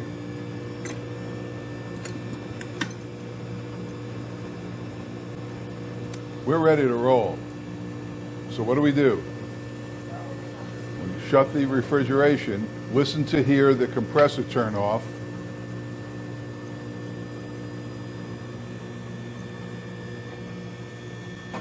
There we go. Now we know, and in my store, once you hear that, you look to see what? That the water has not circulating anymore through the machine. And it's Is off. that correct? It's okay. off. So you just get into the habit of that. Turn it off, listen for the compressor, check the water, empty the machine. It's just habit, that's all.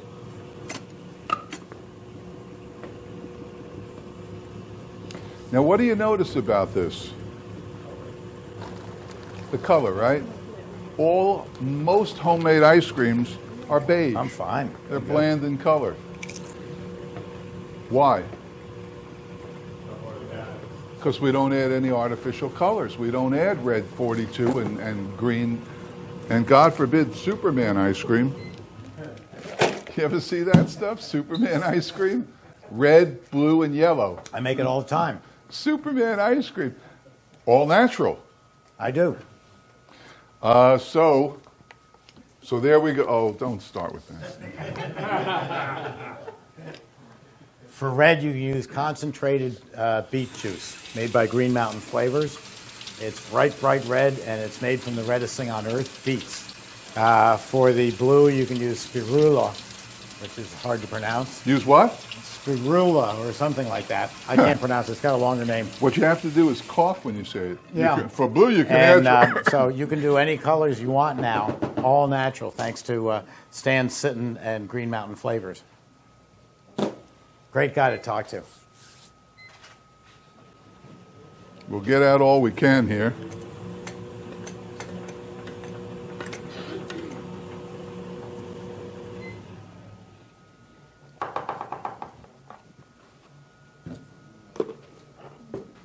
That's right, I got it.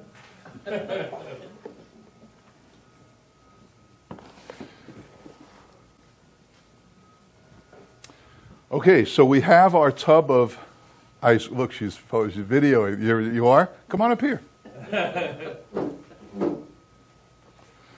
And you can see the ice cream is stiff instead of a little looser like I normally do it.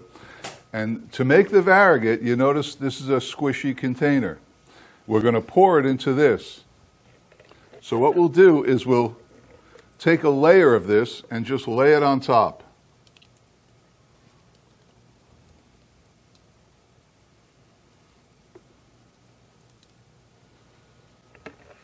And then we'll give it 4 folds.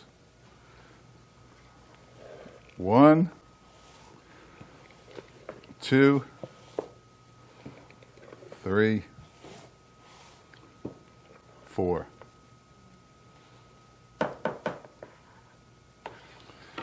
And that's what it's going to look like. And to get these swirls, squeeze it and let it go in here. Isn't that great? And when it stops, add a little more. That's pretty close. Sorry, sometimes I have problems with boundaries.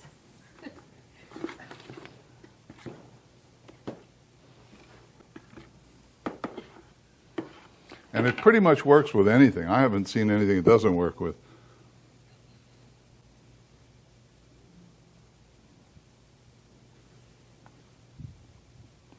And there you go. Oh, look how nice. Did you get that? The sides here? Beautiful. A+. A plus. A plus. Okay, so now let's try it and see if it's as good as it looks.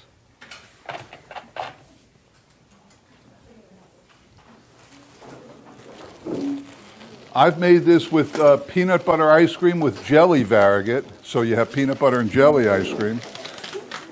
I've made every kind of cheesecake this way.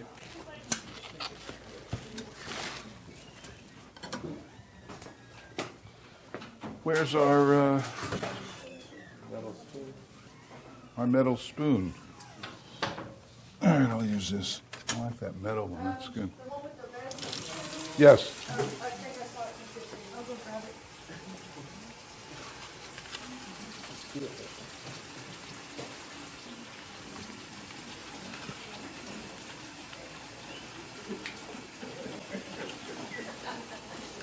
Thank you. Oh, okay. You want to try answering some questions now, or do you want to go right to lunch? No, that's good. That's good. You want to do questions? Christy, could you help me carry a couple chairs in? Chairs. We're going to take them from the hall. Thank you. You're welcome. Thanks yesterday for helping me.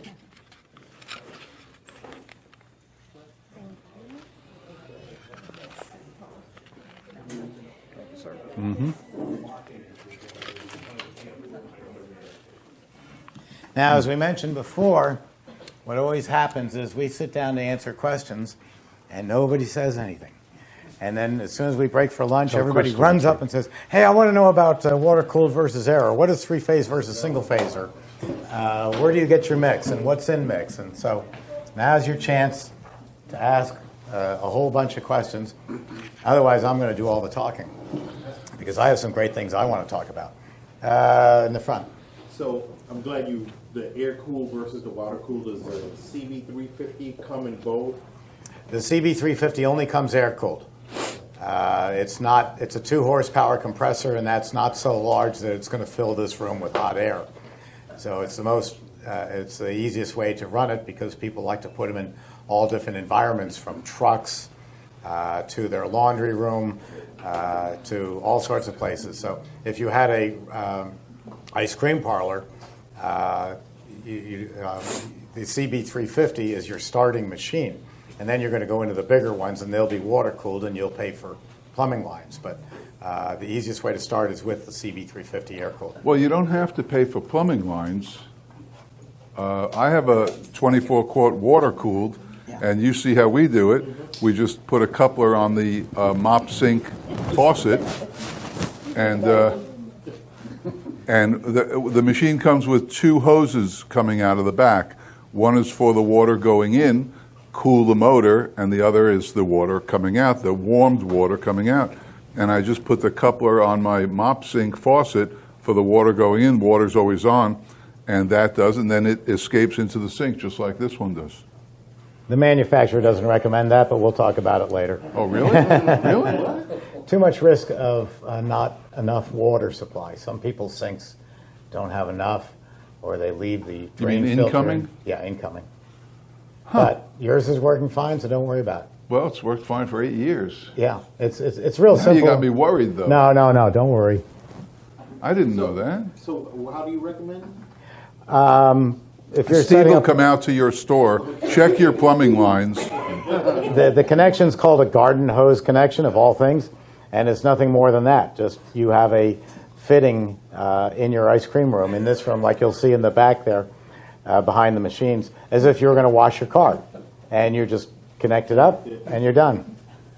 And the return line, because the water's going to go through, it's going to cool off the engine or the compressor, and the tap water, the groundwater temperature, might be 60, 50, is going to come out of the machine always at around 108 degrees.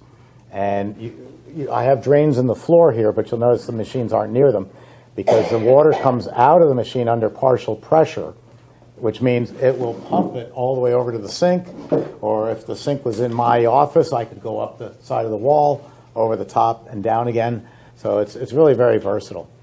And water-cooled versus air, as long as we're on it, water is expensive. Water is expensive everywhere in the United States because now they're charging sewer. But your water bill goes up pennies a year, very, very small increments. Air-cooled, if I have a large air-cooled machine in here, like Jeff is running, but in air-cooled, it's going to take this room up 10 degrees in an hour and keep taking it up because I'm producing so much heat. So I have to turn on the air conditioning to cool the room down, to be more comfortable for the employees and the store itself. Well, air conditioning is based on electricity. Electricity is based on fossil fuel. So either you're using water to cool. Phone connected. Yeah, exactly. So you're either using electricity in the form of air conditioning to cool your room, or you're using water. And water is less damaging to the environment because no matter what anybody says, not one drop of water has ever left the face of the earth. It's all still here. It just moved somewhere else. Really? Well, it's not in Saudi Arabia, but it's in Iowa. But it doesn't. It evaporates and it comes back down as rain. All of it? All of it comes back down as rain. But electricity is something that you use up. And electricity goes up 4 times a year, and your water bill goes up, pennies a year. The other thing people point out to me is, well, I have an existing store, and I bought an Emery Thompson, and my water bill went from $200 to $350. I can see how much it's costing me. Whereas if I did air-cooled, I don't see any increase.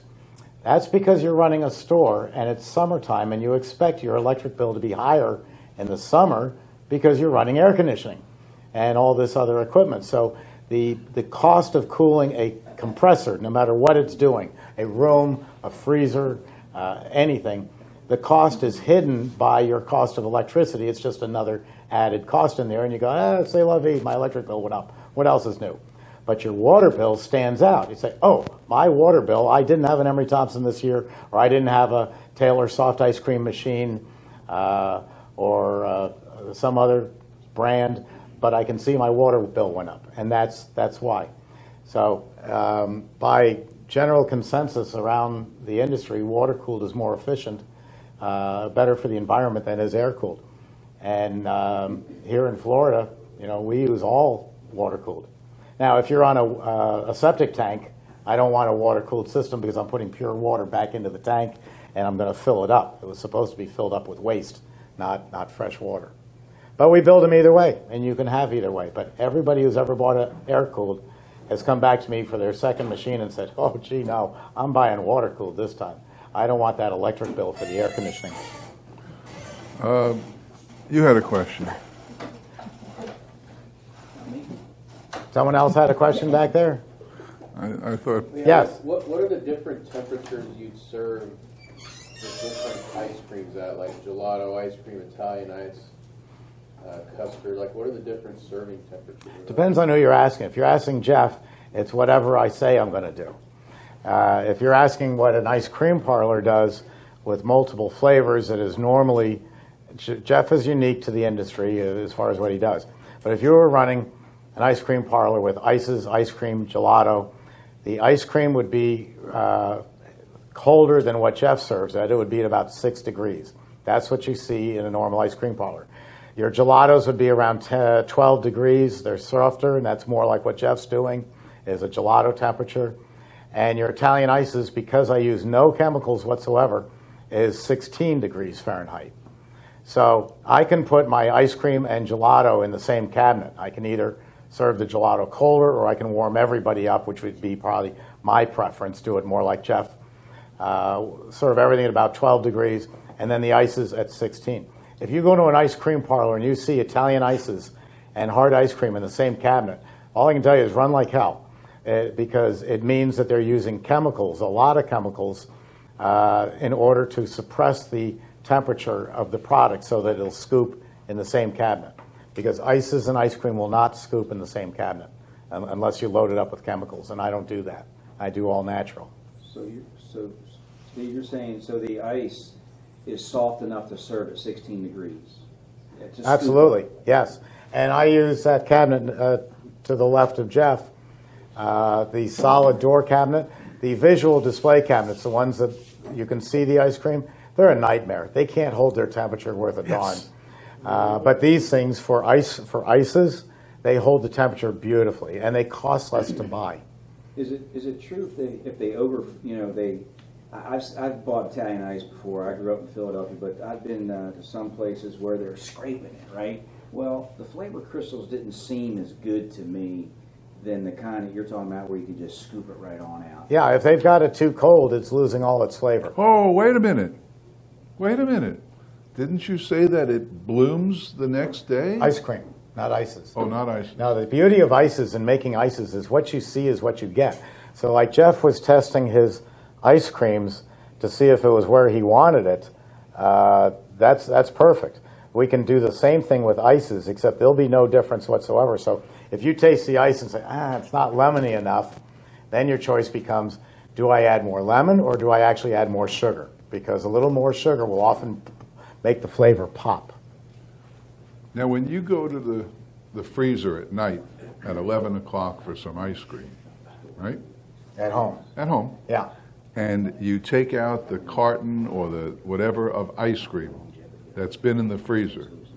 Okay? Now, be honest here. Yeah. And you take it, and you take a spoon.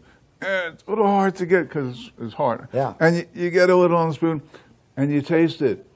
Now, Too cold. Wait a minute. 20 minutes later, that ice cream has softened. It's tempered a little, right? And now you go around the edge where it's a little soft, and now you taste it. Now it tastes better, doesn't it? You're giving all our man secrets away. That's why if your husband says, oh, no, don't worry, I'll scoop the ice cream for the guests, because we know it all melts on the outside, and we're peeling all that off and eating it before one drop gets to the dining room table and the guests. Men have been around a long time. We know all the dirty tricks. Well, what you really should be doing is, because I eat ice cream every night, and if I'm going to bed at 10:30, at about 9:30, I take my ice cream, my Bluebell, and put it into the refrigerator so that it all tempers up at the same time. So there isn't that ice melt with the iceberg in the center. You should do that for a dinner party. Take your ice cream out, the Haagen-Dazs or whoever, and warm it up, temper it up in the refrigerator for about an hour before you serve it. It'll be a much better ice cream, because if it's too cold, it freezes your taste buds. Now, truth be told, when you go to the freezer, you're taking out some of my ice cream, aren't you? Yes, absolutely. After you leave, there's a padlock that goes on there, and it says "Death to Employees." Right. That's mine. Any other questions? Yes, sir. What kind of warranty service is available from the? Well, he'll answer in a second, but you don't need it. Nothing breaks. There's nothing to break. But okay, go ahead. Well, all you have to do is pick up the phone and call here. If you've called here before, you've already noticed that we don't. Good grief! Did that dog just do that? Thanks. Your dog is calling. Let me test this. Let him go on the floor. It's all right. It's one of those crank calls. What you've already found out by calling here is that you get through to a live person. We don't have a telephone tree. You don't get passed around from one person to the other. You can call up and say, I want to talk to Steve Thompson, the chairman of the board. And they'll say, hold on, we'll put you right through. So that right there is unique from anyone else. Also, our phones are set up so that when we close, we're 7 a.m. to 3:30. When our phones close 3:30 Eastern time, all calls are forwarded to whatever computer I'm on. So until 10 o'clock at night, I take phone calls.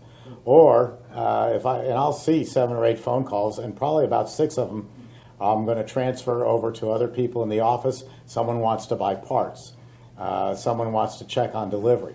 These will all be forwarded, the voicemails, to different people working here, so the first thing in the morning when they come in, they'll get them. If it's a repair call and I know exactly what you're doing wrong, I'm going to call you back because I can get you up and running in 5 minutes. And quite frankly, that makes me look like a hero. We're the only company I know that offers lifetime tech support.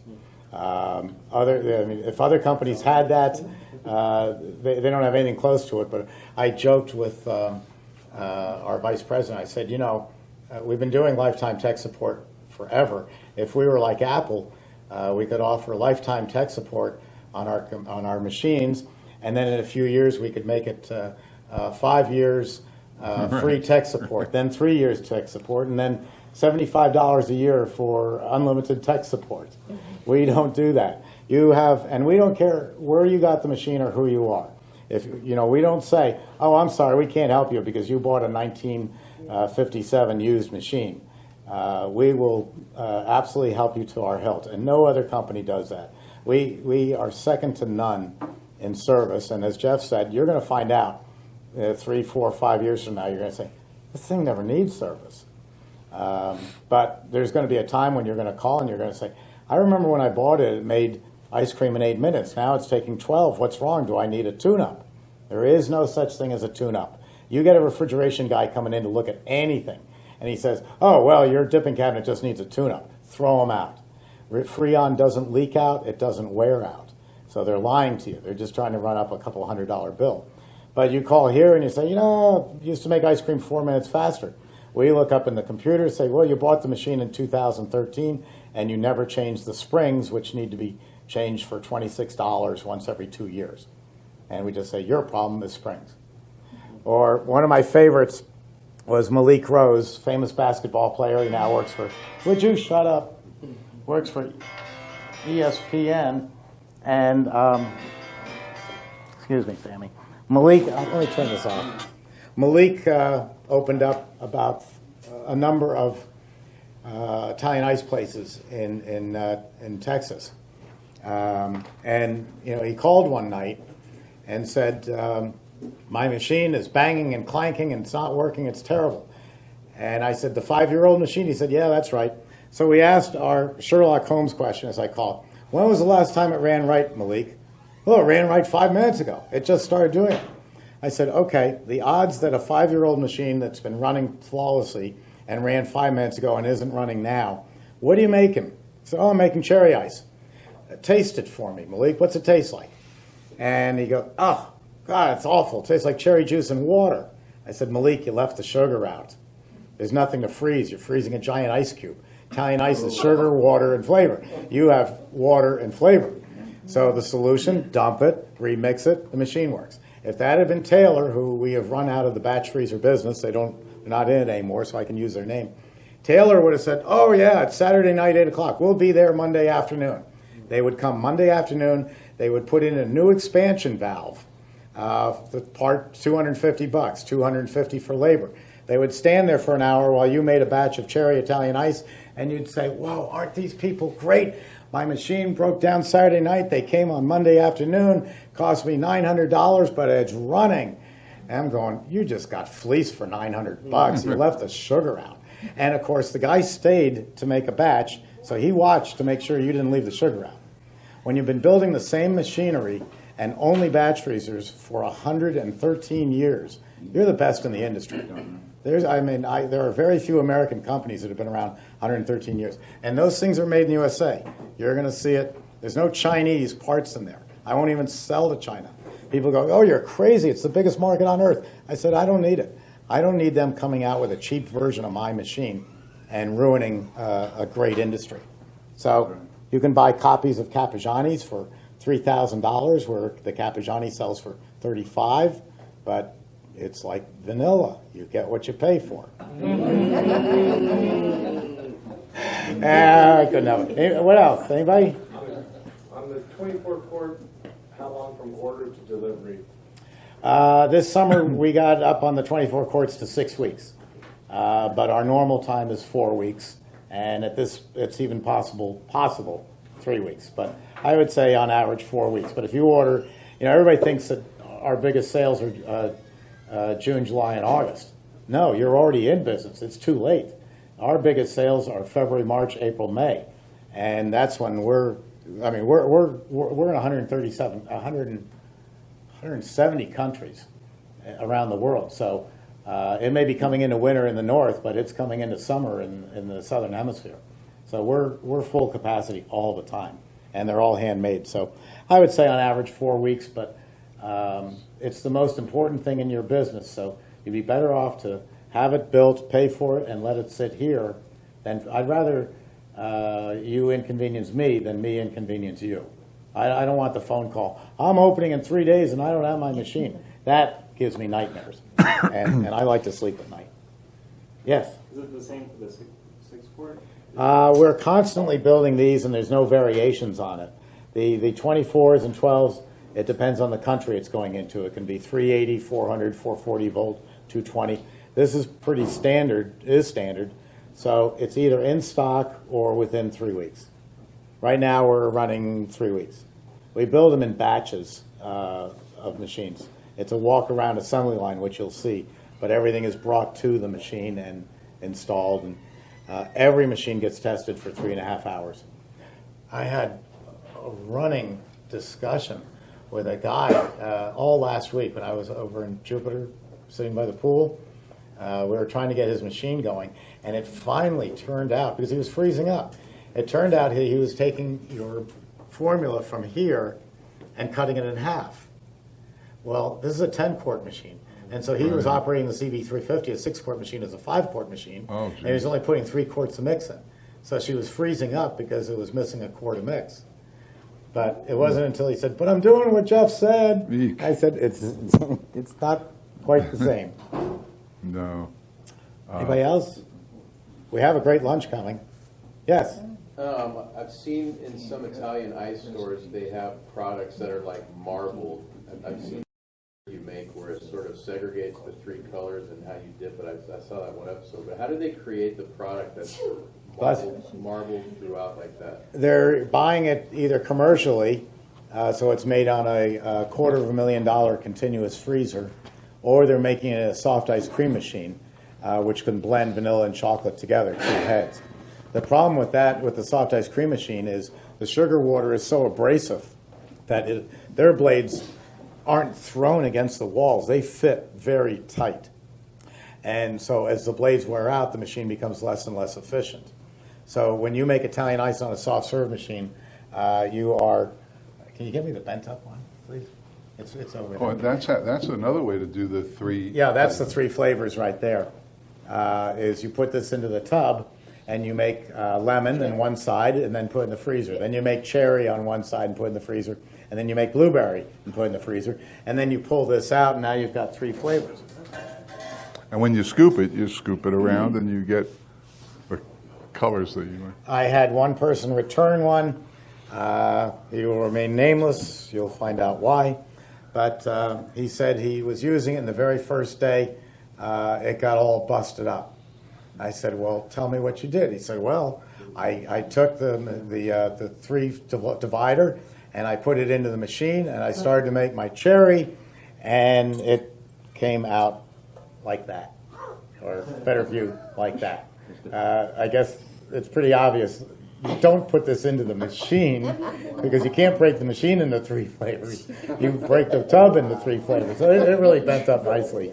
But we sent him a new one for free, because I get so much mileage out of the story. I've made thousands of dollars telling that story. Yes? The 6-quart comes in 3-phase and 220? No, the 6-quart only comes in 220 volt single phase. You don't want, the Italians and the Chinese make all their machines, and companies that sound like they're American, like Electrofreeze. That's Cappigiani. That's an Italian company. They all make their machines in 3-phase for the most part, because that's the standard power over in Europe.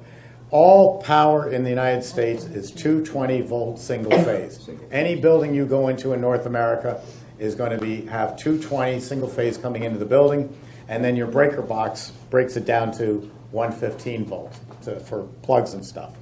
Over in Europe, it's all 3-phase. This building has three-phase because I'm a factory and I need 100 times more power than your store or your house ever would.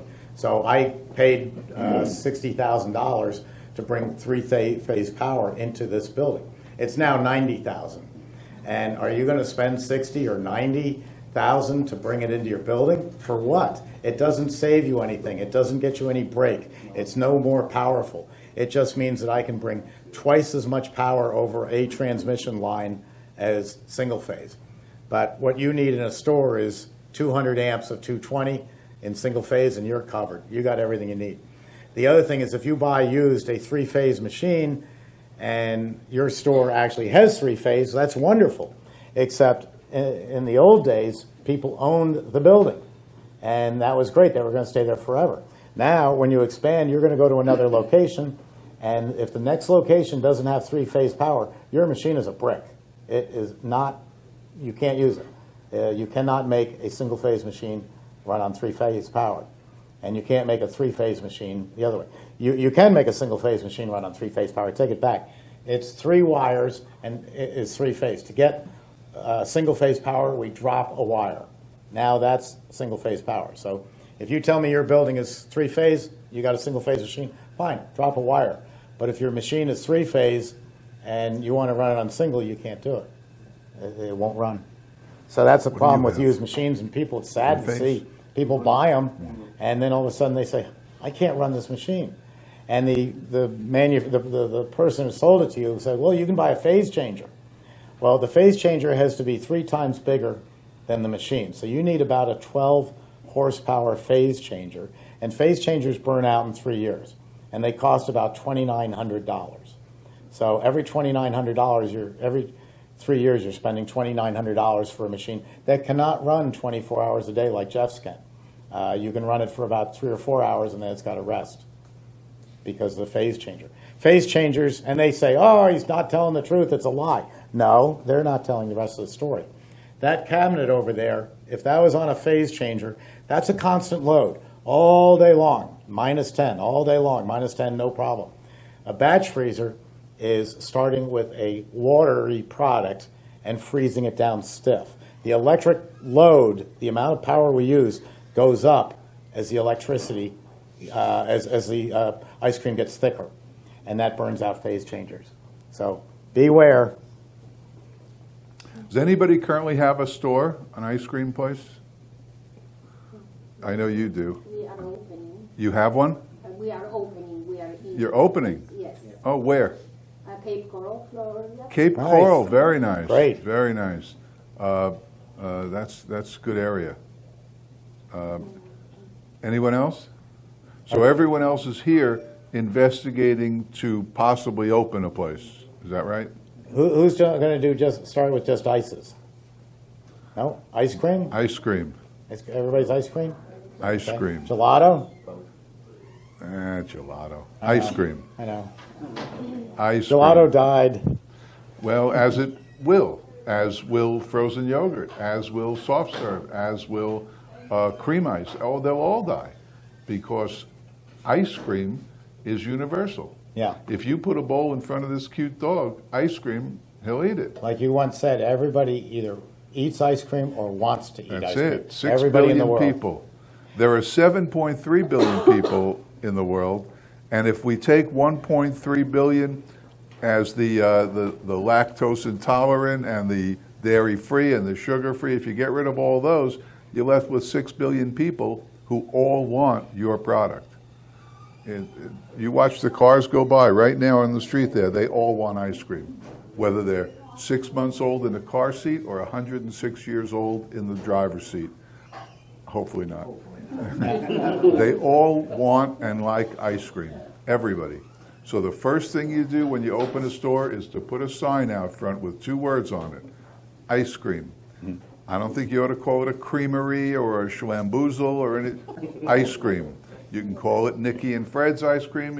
A girl just opened up in Vero Beach, and it's Smiley Riley's ice cream. That's a cute name, Smiley Riley's ice cream. But whatever it is, it's ice cream.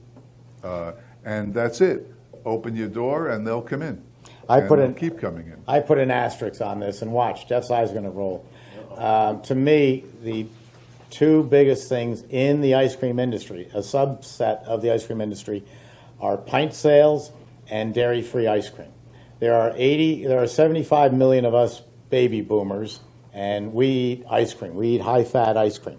The millennials, there are 85 million of them. I have 4 children who fall into the millennial age. They're all professionals and in their 30s, and they just don't care for ice cream. If I have, So that's 150 million people, and there are 7.5 billion people. and that's why I have, if I had an ice cream parlor, I would have absolutely 4 flavors of dairy-free.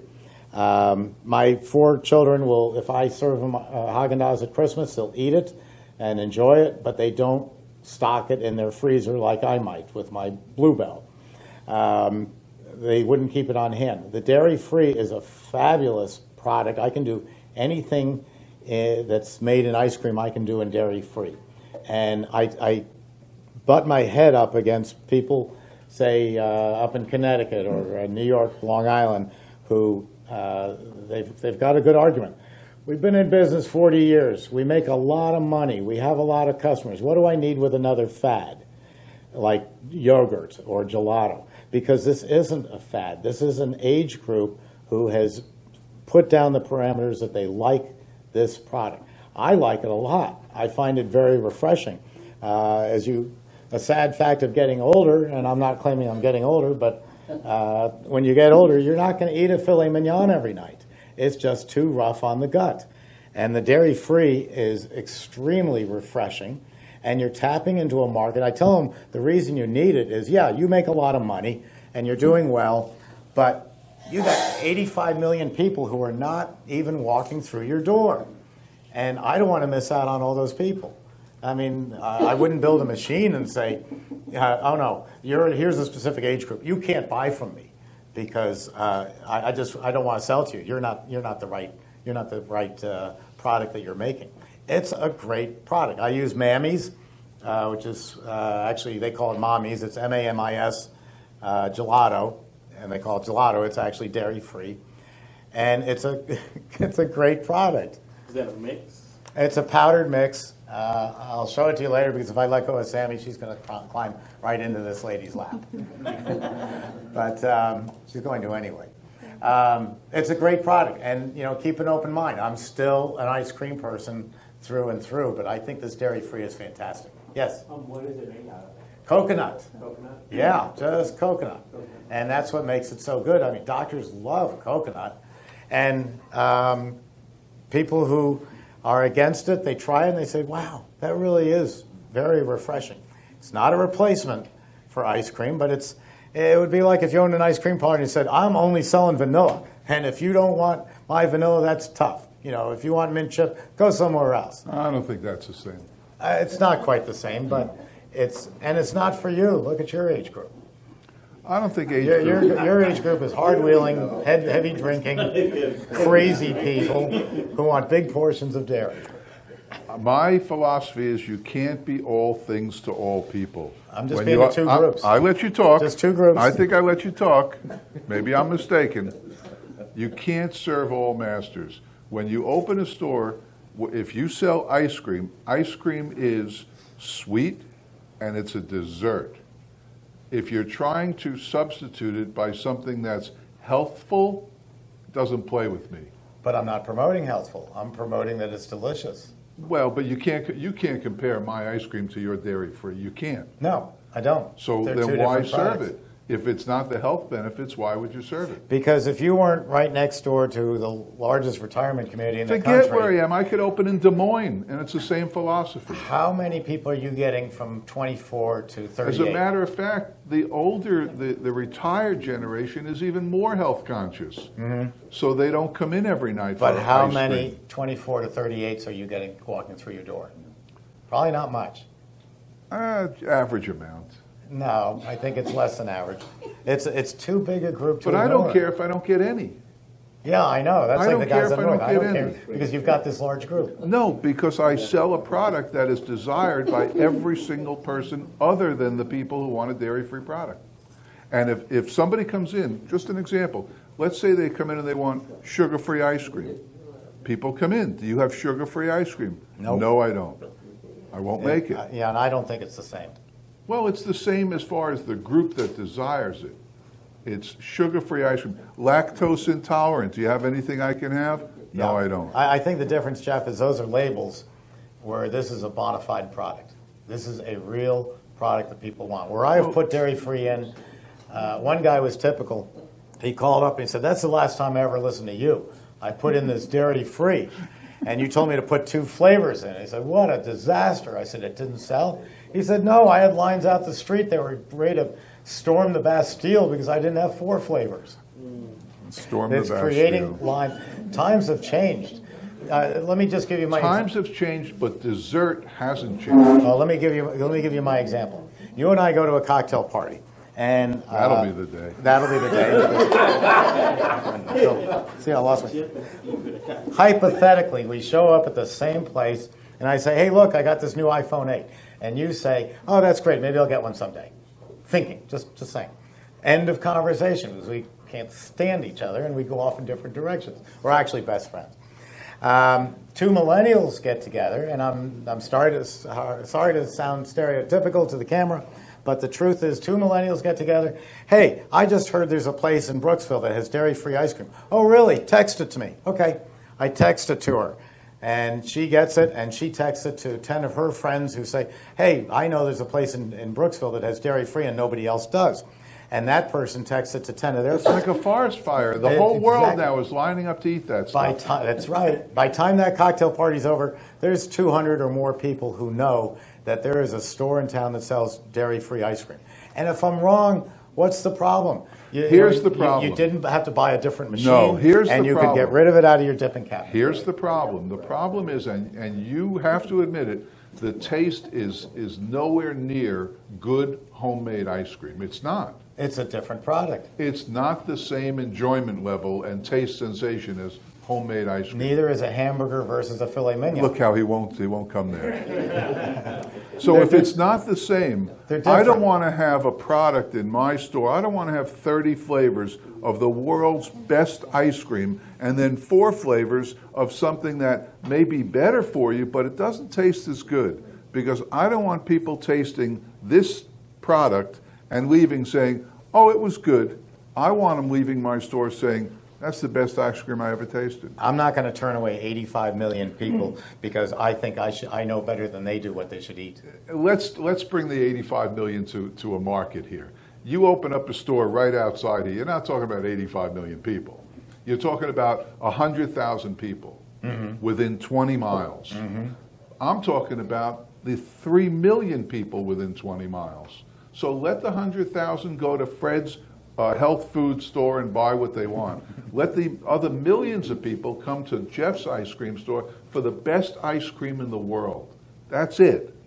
We had a guy in New York. He was called the soup Nazi, and no soup for you. Yeah, on Seinfeld. I'm not going to pick and choose. I'm going to make the offering. The actual numbers are 15 million Americans have food allergies. Only 15 million. I'm not, and No, we're you not didn't hear me addressing say one word allergies. about food allergies. Yeah. I don't care.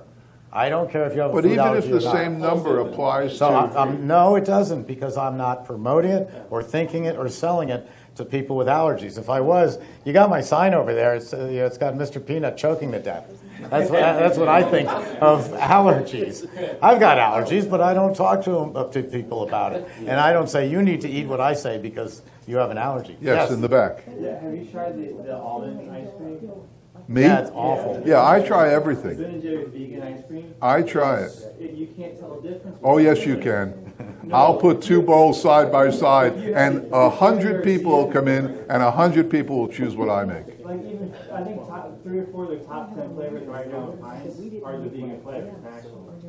So that's a trend going for it. And See, I just don't buy It it. doesn't taste healthy. You know, when you still have the giant chunks of chocolate, like with the coffee caramel, you have that in there and it's still vegan. It's not a healthy ice cream by all means. You know, it's just that all these people are wanting it. So in other words, it's a gimmick. I don't think it's a gift. Well, if it has ingredients in it that aren't healthy, and they're promoting it as a healthy They're not vegan... trying to say it's healthy, are they? What? I think that they're coming out with like the 100-calorie ice cream for being healthy. That's a gimmick. No, if they're labeling it as vegan, if they're labeling it as vegan, That's not saying healthy. It's a choice of living. I think it's providing an option to people who really can't have dairy, that are affected by dairy. Yeah, let them go to another store. I don't want to, no, I'm serious. I don't want to carry a product that is Why not, be an ice and, cream snob? what? Why be an ice cream snob? Why? Because you want to sell the best product in the world. Well, you It's are. true. But If you're you were just gonna selling give extra Gucci flavor. shoes, and then the orthopedic generation said, you know, you ought to sell these Warden shoes because they're good for you. Hey. Would you put those in the same store as your Gucci shoes? If No. as I a resent you hairdresser making that fun of us stands in on my feet all day, I wish orthopedic they would cases. have I got that. inserts I'll in say these. that. I understand your point. Like, if they need something like that because it affects them, yeah, somebody else is going to make That's it. right. But you're just making what you believe in. I'm But- making, but you what can I'm make it better than making, everybody else. I do. I That's make what I'm the, saying. But even the one that you think is trash, what if you make the non-dairy? What if you still make it better than anybody else? because it still won't be as good as 10% butterfat, full But it's better flavor than ice all cream. the other ones that are It doesn't out matter if it's better. It's got to come up to my standards. When you tasted the ice cream Monday morning, your eyes bugged out. You thought it was the greatest thing in the world. And it is.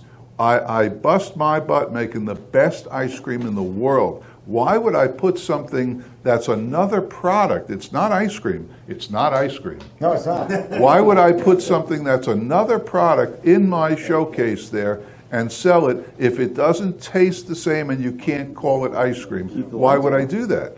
Keep the lights on. Is that a Keep my lights on? Yeah. No. Oh, I've Because got plenty of let's say lights in your on. given radius, your demographic starts to change, and that demographic wants that other type of product. You know what my demographic is? No, it's not a good point because my Your demographic's getting older. No, my So am I. demographic is every person on this earth, except for now people are trying this sugar-free, dairy-free, lactose-free product. But everybody initially starts liking ice cream. It's been that way for thousands of years. Ice cream, it is the standard in the industry for frozen dessert. Not ices, not cream ice, not gelato, not soft serve, not frozen yogurt, not dairy-free, lactose-free, or sugar-free. It's ice cream. Ice cream is the flag bearer. It's the standard. Everybody wants it. So why not open a store and appeal to the broadest part of the market, by far the broadest part of the market, and sell the greatest product? Look All at right, it from this time side. out, time out. One last question, and then we're going to break for lunch. We can take it up afterwards. We are the most watched videos about ice cream of any on earth. We have more people watching and tuning in to our, let's see, 337, 38 to 940 for 1 for 2. 343 videos after this afternoon. The question is to you, if we didn't argue, would anybody watch? No. Let's The word break I for hear lunch. is banter. It switched to spring. I got some real good numbers on dairy too. Oh, yeah. 70%. Hi. You're making it in here, I presume, right?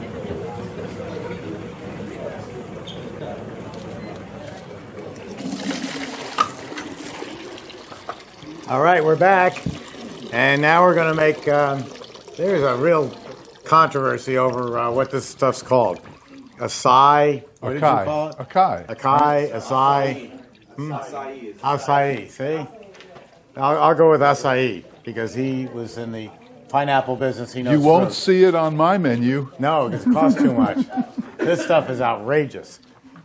This is going to be an Italian ice, acai, Italian ice, or sorbet is actually the proper term, and we'll go into that in a minute.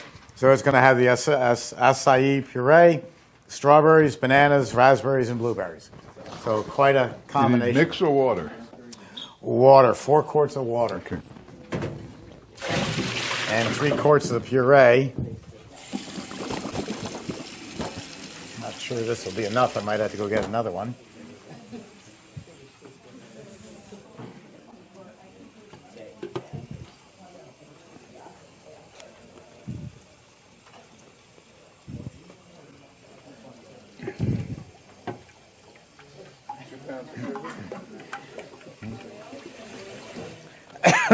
This acai puree is incredibly expensive. And it comes from mostly from Brazil. And hello. Now I'm getting like Jeff. I'm talking to you, okay? We may have to start the tape. This is incredibly expensive stuff. It's high in antioxidants, and so it's a very popular product to put into smoothies. To make it as an Italian ice might be just too expensive, but I wanted to try it and see how it is. So I'm mainly making this for me, but you all can have some too. What's the price? I think 1, 2, 3, 4 of these containers was $70. Yeah. Well, Paula bought some powder. There was a little packet like this, maybe about 9 ounces of powder, and that was $32 on Amazon. We know it doesn't matter, does it? Not to you. Of course Because we're not. going to sell it for $150 a scoop. No, just like everything else. Okay, so we have our 4 quarts of water, our almost 3 quarts of the acai. I can't pronounce that. I'm not even going to try. Thank you. And 3.5 pounds of sugar. 3.5 pounds of sugar. So I'm going to start pouring this in.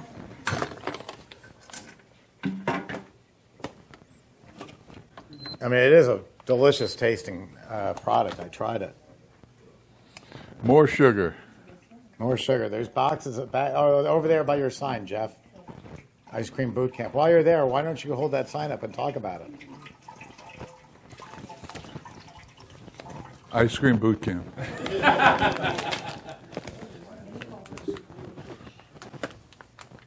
Jeff's taking reservations for 2020. So if you'd like to sign up. How much sugar? 3.5 pounds. And the raspberries and the strawberries and the blueberries.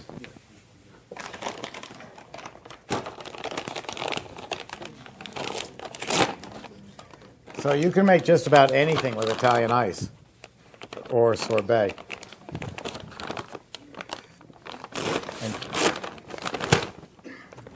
Thank you.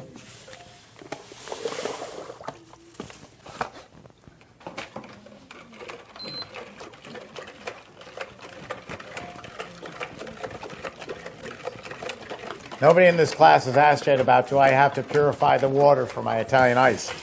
The answer varies between no and it depends. Up here in Brooksville, Florida, we are in the middle of nowhere. We don't get tourists.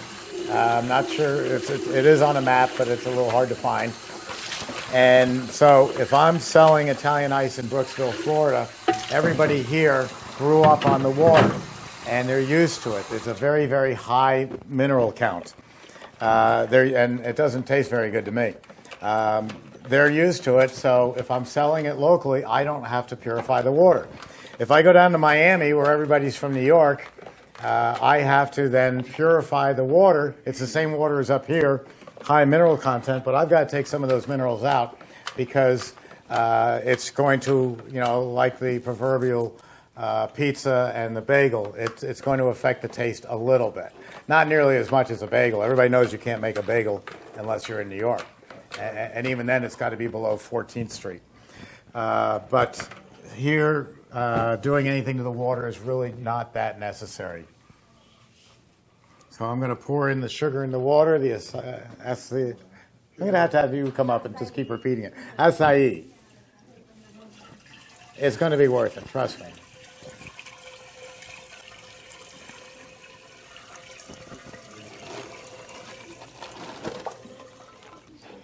Okay, again, not wasting any time. We're going to turn this on and get it cooking. I'm going to hit Italian ice. Start. Refrigeration. Now we're freezing, and we'll deal with the fruit. 24 ounces of this ground up. Yeah, it didn't stir well.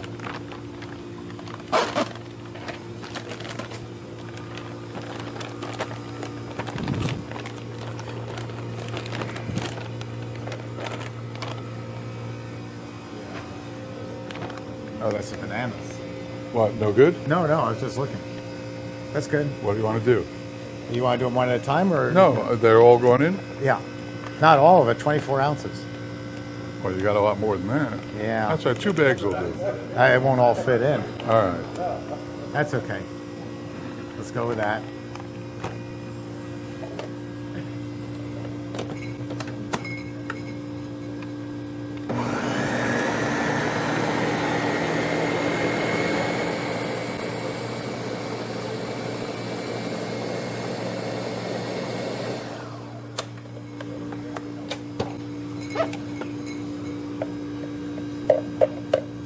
These blades are deadly, by the way.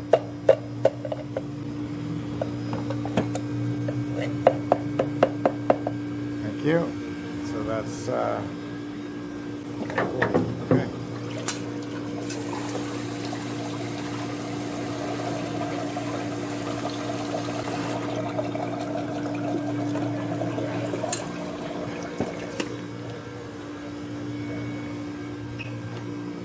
Now this formula that I've handed out to you took a lot longer to figure out mathematically than it does to make the product.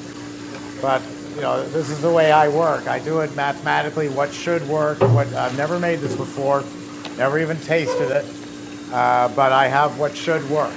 So if I was opening up a store, this would be my first, oh, I need to run that again. What? I got blueberries.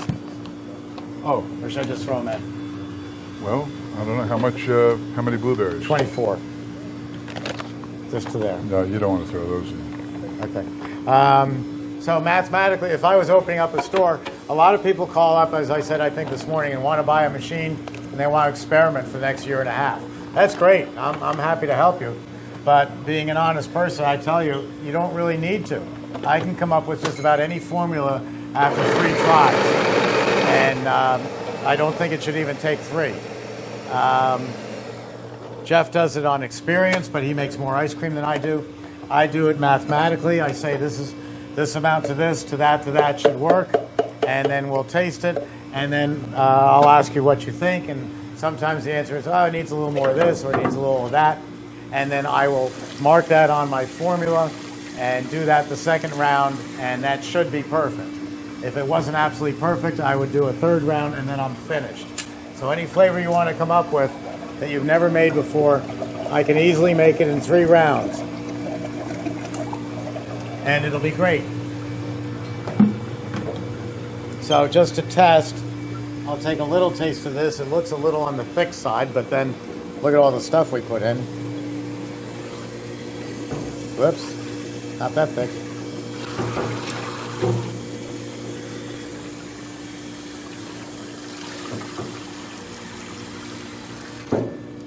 That's good. I'll get you some. You want to try it? Might need a little, let me get you a new cup. It might need a little water. Water? It's strong. That's good.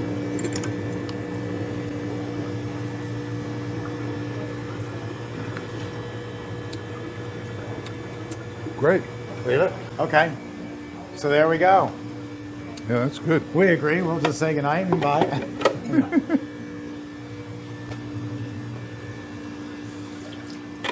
So there's a brand new flavor just out of nowhere. I asked several people for their recipe and they didn't give it to me. They gave me just, you know, put a little of this in, put a little of that in, and so I was off on my own on this one. But it just isn't that hard. I go back to my base formula on the 24-quart machine, the bigger one. Lemon ice is 7 pounds of sugar, 14 quarts of water, and 2 quarts of lemon juice. The sugar to water ratio is what's important because that's the basis of your Italian ice. It's going to have a certain texture being that way. Up in New York, that's the formula for lemon ice. 7 pounds of sugar to 14 quarts of water, 2 to 1.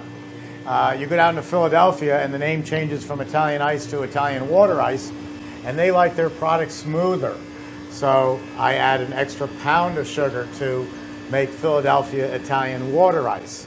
And so it's 8 pounds of sugar, 14 quarts of water, and 2 quarts of lemon juice. I go out to Bay 8th Street in Brooklyn, and everybody only speaks Italian, and they sell a product called Granita or Granite, and it's a crunchy Italian ice. And that formula drops down to 6 pounds of sugar, not 8, not 7, not 6. 6 pounds of sugar, 14 quarts of water, 2 quarts of lemon juice. And that's a true Italian Granite. And then finally, you go out to Universal Studios, Disney, or Rhode Island. In Rhode Island, they call Italian ice slush.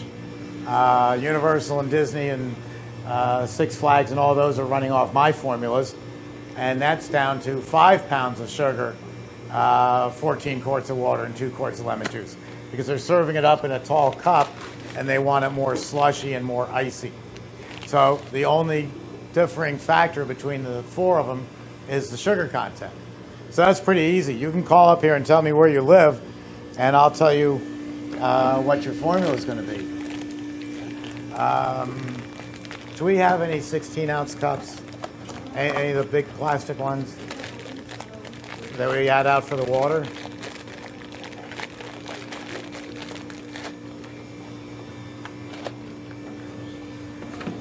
I just need one. Thank you. I'm looking for one more thing to show you. There's a lot of misconceptions about sorbet versus Italian ice. And I don't see my glass. Bear with me 1 second. I'm going to go look somewhere else. Yeah.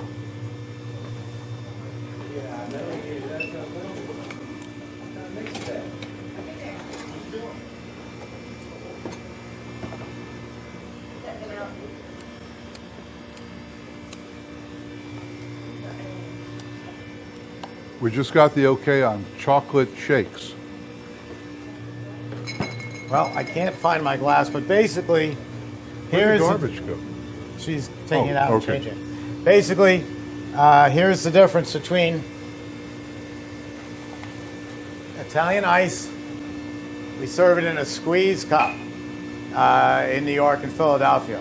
This is called, if you ask for, this is Solo. Solo's the only people who make it. If you ask for squeeze cups, they'll look at you at a deer in the headlights. This is known to them as a pleated water cup. And we scoop Italian ice into here, and we eat it, and we squeeze it up from the bottom, and then throw it away. That's a 3.5 ounce cup, and by the time we crown it over, it's 4 ounces, and we get $2 for that, usually. That's lemon Italian ice. This is a lemon sorbet. Usually I have a champagne glass, but I've got a fluted glass. This is lemon sorbet.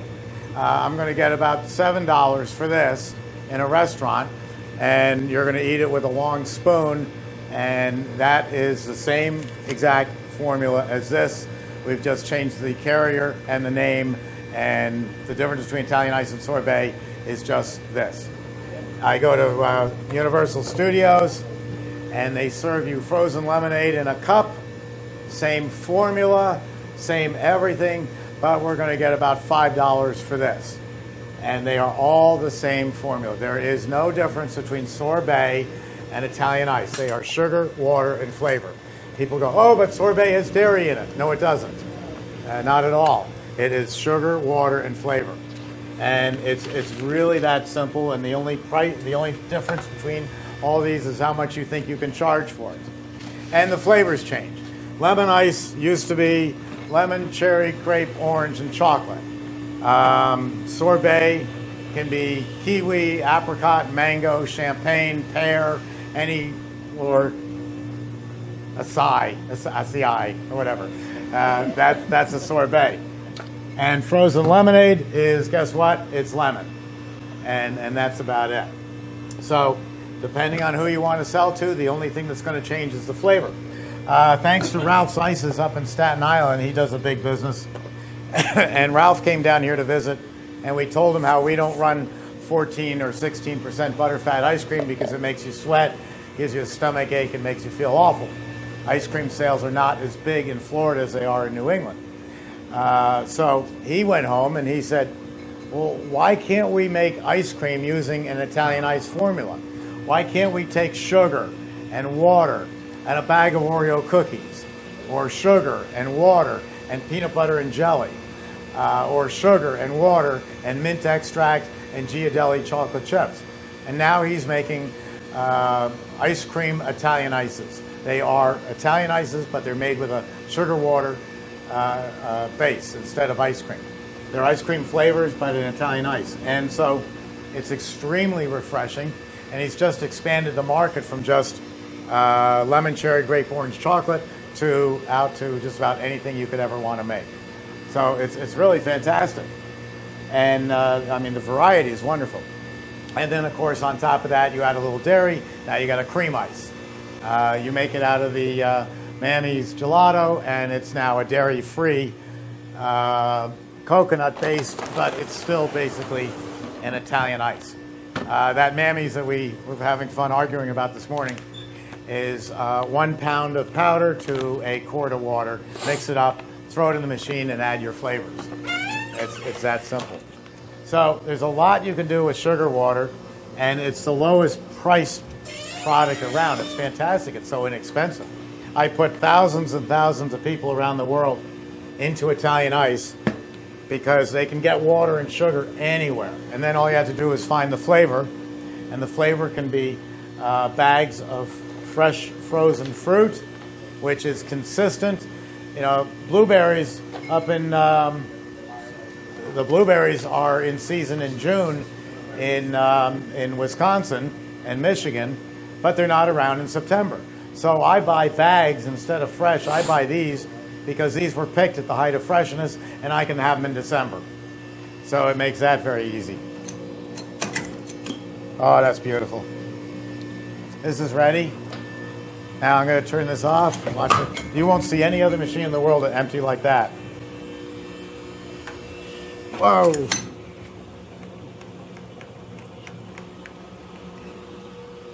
Let me get another container. Not that. Here we go. Hey, I found your spoons. Look what I found. We get to the end of the show, and here they are.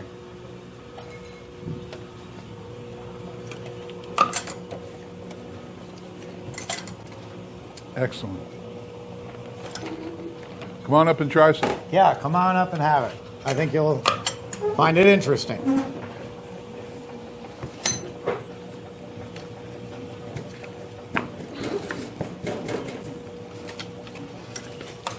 There's some great color. Isn't that nice? Yeah. All natural.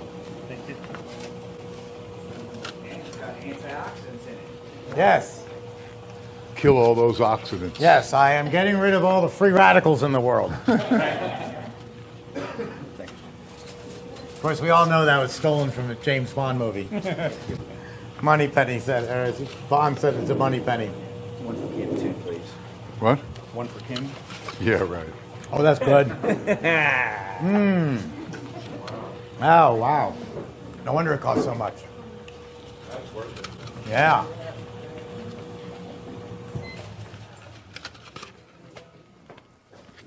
I'll be right back. Will you take that to them? This is a bag.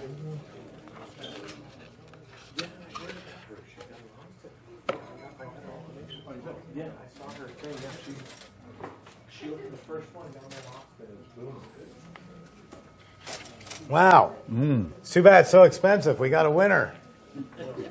Give it out as Christmas gifts.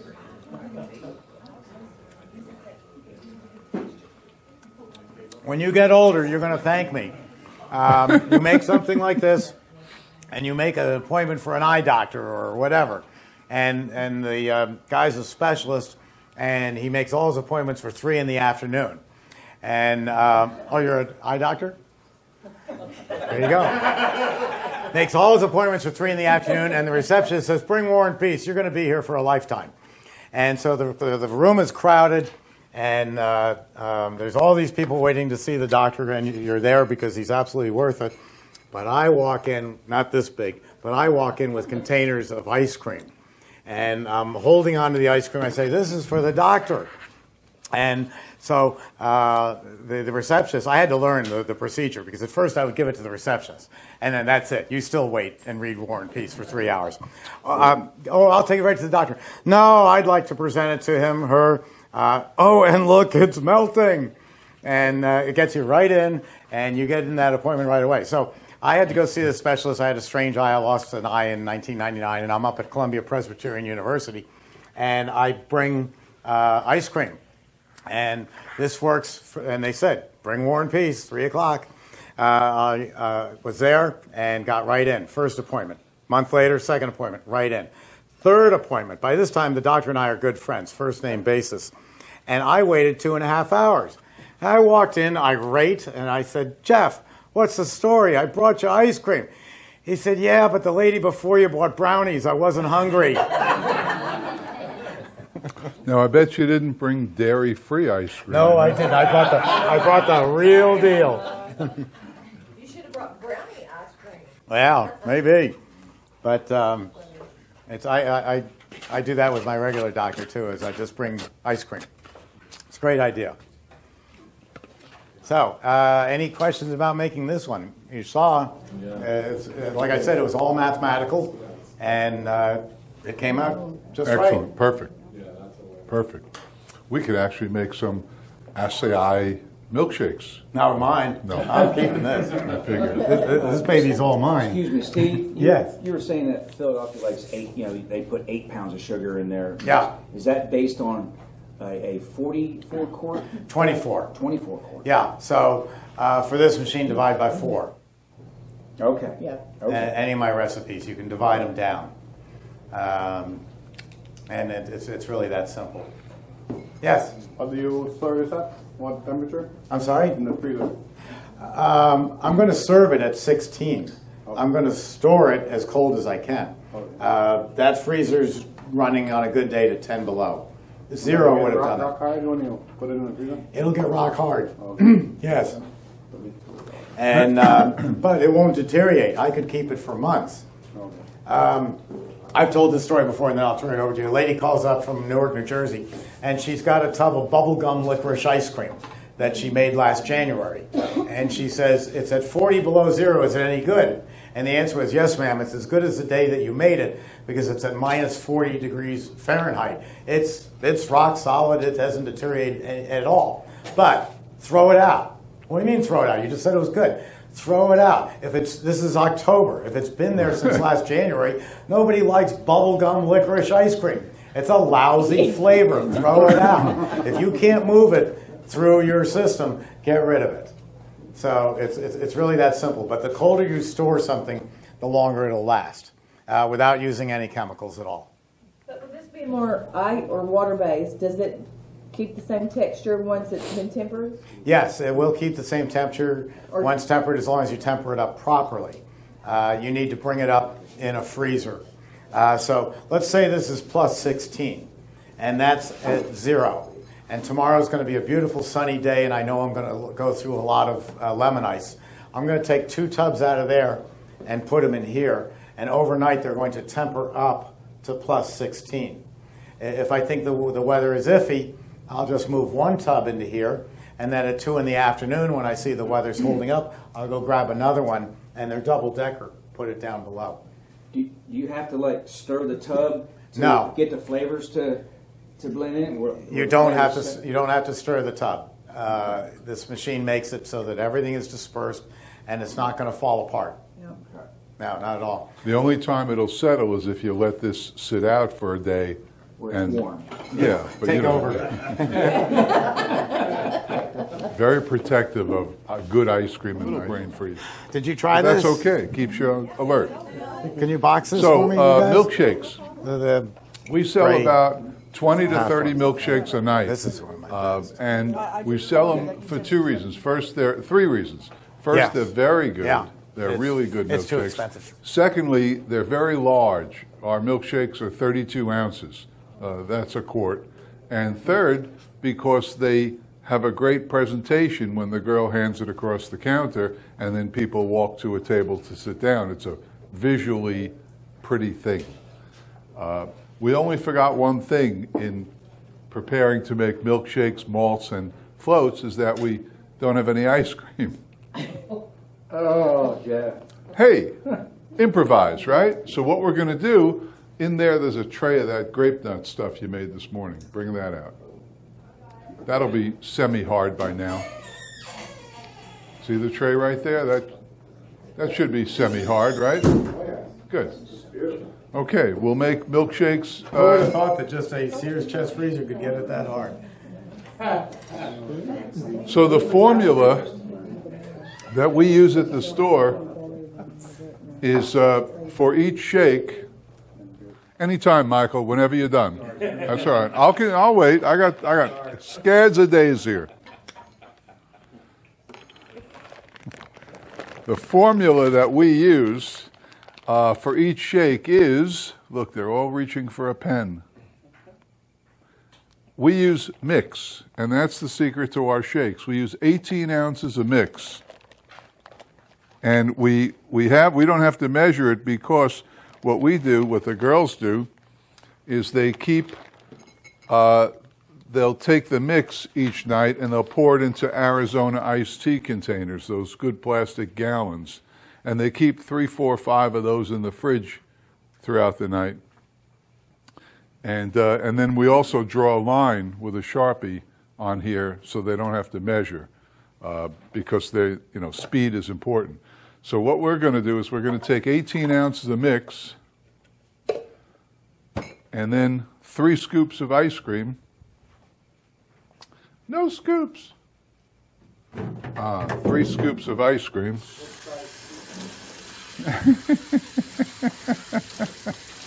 What size scoops? Who asked that? What size scoops?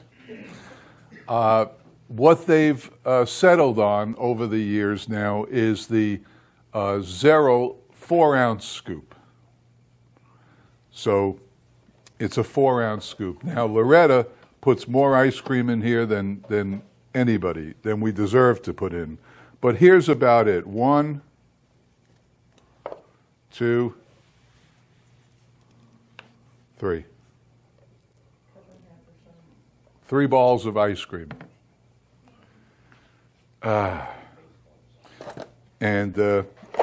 we use the Ninja, which is better than those Hamilton Beach milkshake makers, because they are.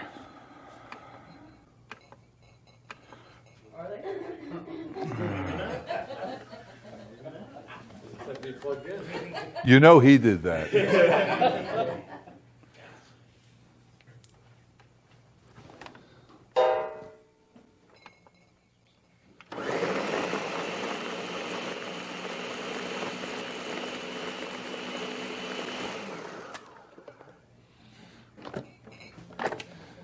And then we pour them into our glasses.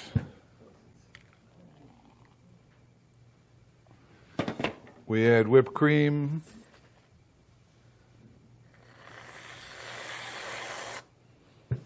And a cherry. And then a straw. We have the big straws, but no, big plastic straws. Mike,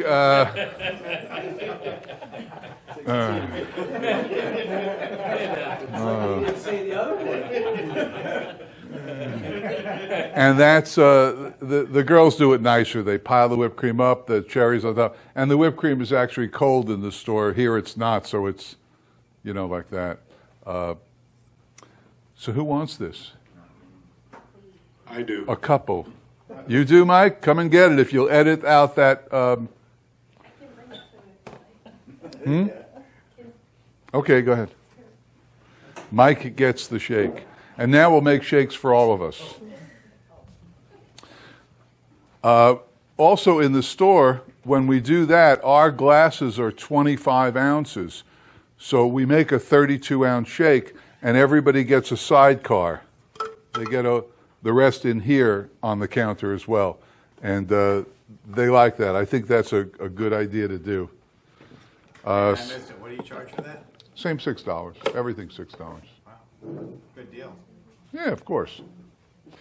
I just stole this from the shelf there. It's Fabry chocolate bar. So let's try to make a chocolate shake this time, all right? I don't know what it is, but it smells okay. Tastes pretty good, too. What, no good? No. Just don't know how long it's been there. Oh, it's been there since I know you. Okay. But it tastes good. Well, bourbon ages well. Maybe that will, too. There you go. Now, I think, is there an ounce thing on here? Yes, there is. Yeah. So 18 ounces, so we have 16, let's go to 18, or 20 as it is. And let's add a shot of this.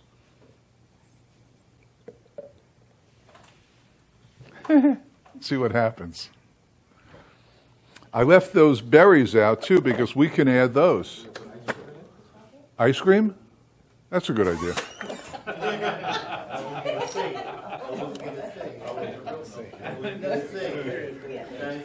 I'll step in the line of fire. See, he took a chance. You all sat back there and... We were thinking of changing the name of the course from Make It Fresh to Learn from the Masters, but we thought nobody'd believe us.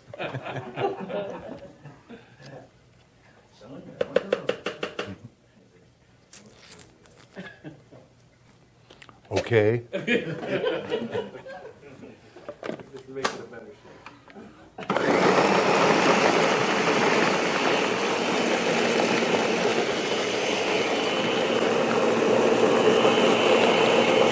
Need help?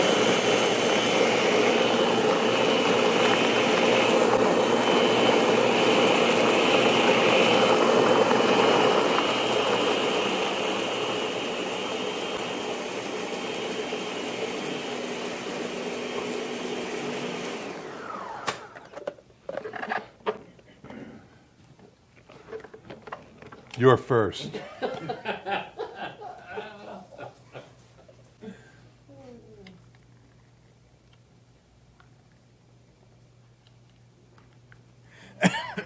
I'm not going to serve you.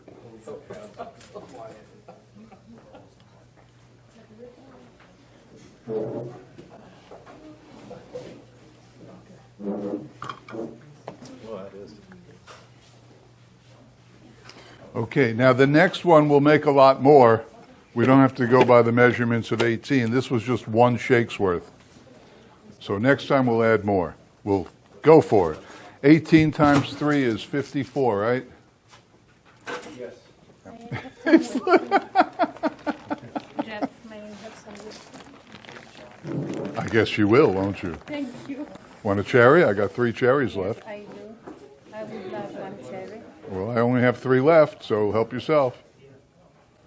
There you go. Want a spoon? Take a spoon. Yes. Girl knows what she wants and goes for it. I have more mix if you need it. This should do it. Actually, oh no, the next thing will, you know what? We can also make malted. Does everybody know what a malted is? So we're going to make malted by adding a spoonful of malt powder. Well, we have 2 shakes in here. We'll just add a little more. Oh, that was in there. All right. How did it come out with this? Good? Good, yeah. All right, we'll add a little more. And then we'll put the ice cream in. I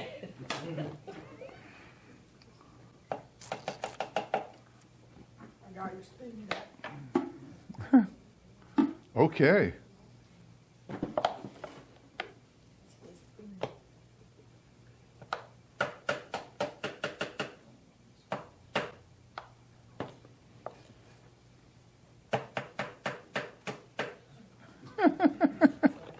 Hell. What the hell? Put it all in. Okay. Ooh. How'd you get out? Okay, I don't know if it'll mix up, but we'll see. Give her a minute.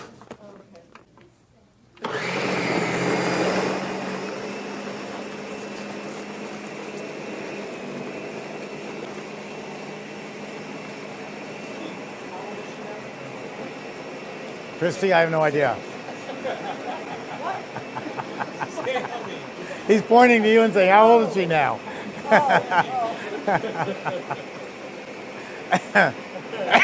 Three.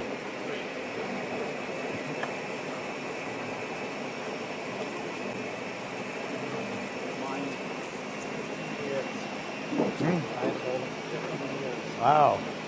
This is our second. This is our second.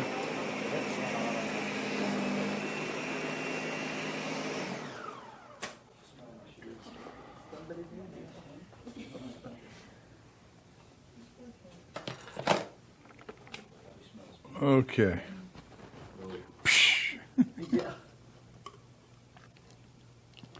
That'll be for Steve. We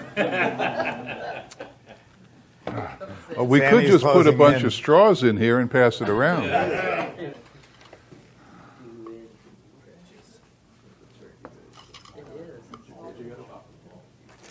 Up in New York from Okay, if you want this, just come and outside get the it. city. I'm trying to think of. Upstate or No. Long Island? No, in Westchester County. I'm trying to think. It was called Good Time Goldens. And it's a lady with a French chateau and horses and dogs and absolutely beautiful. Have parents on the property. Sure. Yeah. Yeah. And Good Time Goldens. They have and her mother has a branch of it in Atlanta called Good Time Goldens. And they're purebreds. And the interesting, I didn't get a dog until I was 59. Anybody take Mike the Acai one? Yeah. Breeder was also a top judge for BCC. So that was Sadie, Sarah Jane, and this one is Samantha Jane. Two different breeders, and the papers come in a month and a half later. And Sadie's one of her lineage was Yes, that's true. put on buses, the other was ice cream. So the papers come on this one, Haagen-Dazs. They were related by about 6 generations or more separation. But apparently That's good, right? You know what you need after that? A recliner. Right now I have a chocolate. It's just Okay, the last thing I thought I would demonstrate, which you won't get to taste,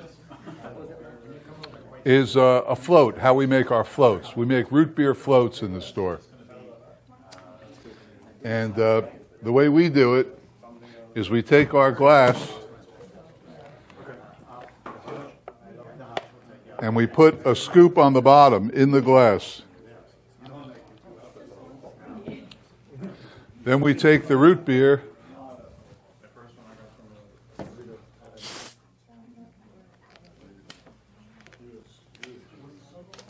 and pour it in.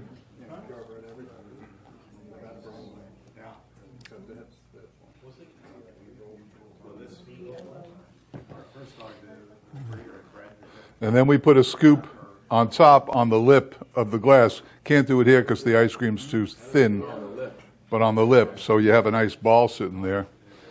And then we get the whipped cream and the cherry, of course.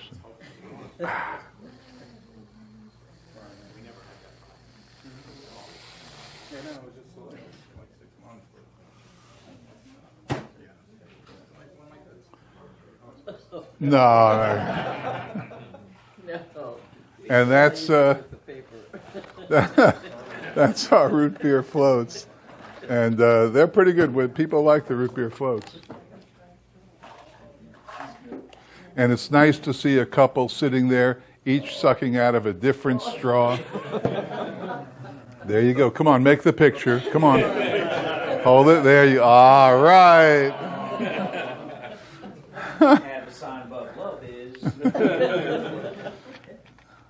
So that's how we make our floats. Some people want Coke floats and stuff, but mainly it's root beer floats. And what kind of ice cream in the root beer floats? Any kind. I thought vanilla, but now people are asking for all different flavors. It doesn't matter. We'll give them whatever flavor they want. A dark beer is really good too. Whatever I do is not good enough for you, is it? Why don't you add some of this? Or we could make it with this, or flambe it. I had it once, a vanilla ice cream with a peanut butter stout. So just remember for the future how she is. Her father's going to come. It'll be the same. He knows. He knows. So that's how we do root beer floats and malts and milkshakes. And we do between 20 and 30, 35 a night. And the visual on it is pretty good. So What do these sell for again? $6. Everything's $6. And you do 25, 30 a night? Yeah. Wow. Well, we see 200 people a night. So some get shakes, some get cups.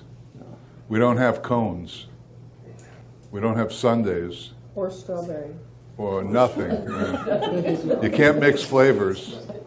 You get one cup with a spoon, a pretzel if you're nice, one flavor, $6, and go sit down. Are your cups disposable or? Yes. Okay. Yes. We actually have 3 sizes of servings. We have $6, $8, and $14. $14 is a quart. $6, the way the girls do it, is a pint. And $8 is between a pint and a quart. $8 turns out to be about 14 ounces. What about your kitty size? Our what? What about our what? No kitty size. No samples. No samples. You're not getting a sample of anything. And still, it's a learning experience for the customer. We have to educate them in the right way to consume, to buy, consume, and remember and refer homemade ice cream. We carry about 40 flavors all the time of homemade ice cream. And as all of you who went through the class this past week know, the customer comes in, they're pretty well educated. They don't question anything. One flavor per cup, no samples, and no dipping cases. You can't see the ice cream till it's yours. And that's that. Any other questions? Okay, you're on. We're done. Yeah, I know. You have to thank them for coming and everything. And Well, thank you for coming. and putting up with us. Yes, we had a great time. I hope you did too. We do this for ourselves, but we were very happy that you're all here. If you'd like, I'll give you a tour of this factory, and we'll show you how they're made. You should take a tour of the factory. And so, if you want, It'll get you leave your stuff moving. here. Thank you very much. Oh, thank you. I'll see you in January. January. Do you guys go out to dinner like once a month? Never. We don't like each other. This wasn't bad. You know? Okay. You have to refrigerate it? I don't know. I wouldn't think so. Okay. But it's in Italian, so I can't read it. I don't know. Yeah, who knows? That's not bad. And you have another one up there. I guess it's caramel or something. Okay. See it? Yeah. Yeah, this is I'll not only chocolate, it says chocolate bar, so I think I'll it's like refrigerate milk it. chocolate. I think you should.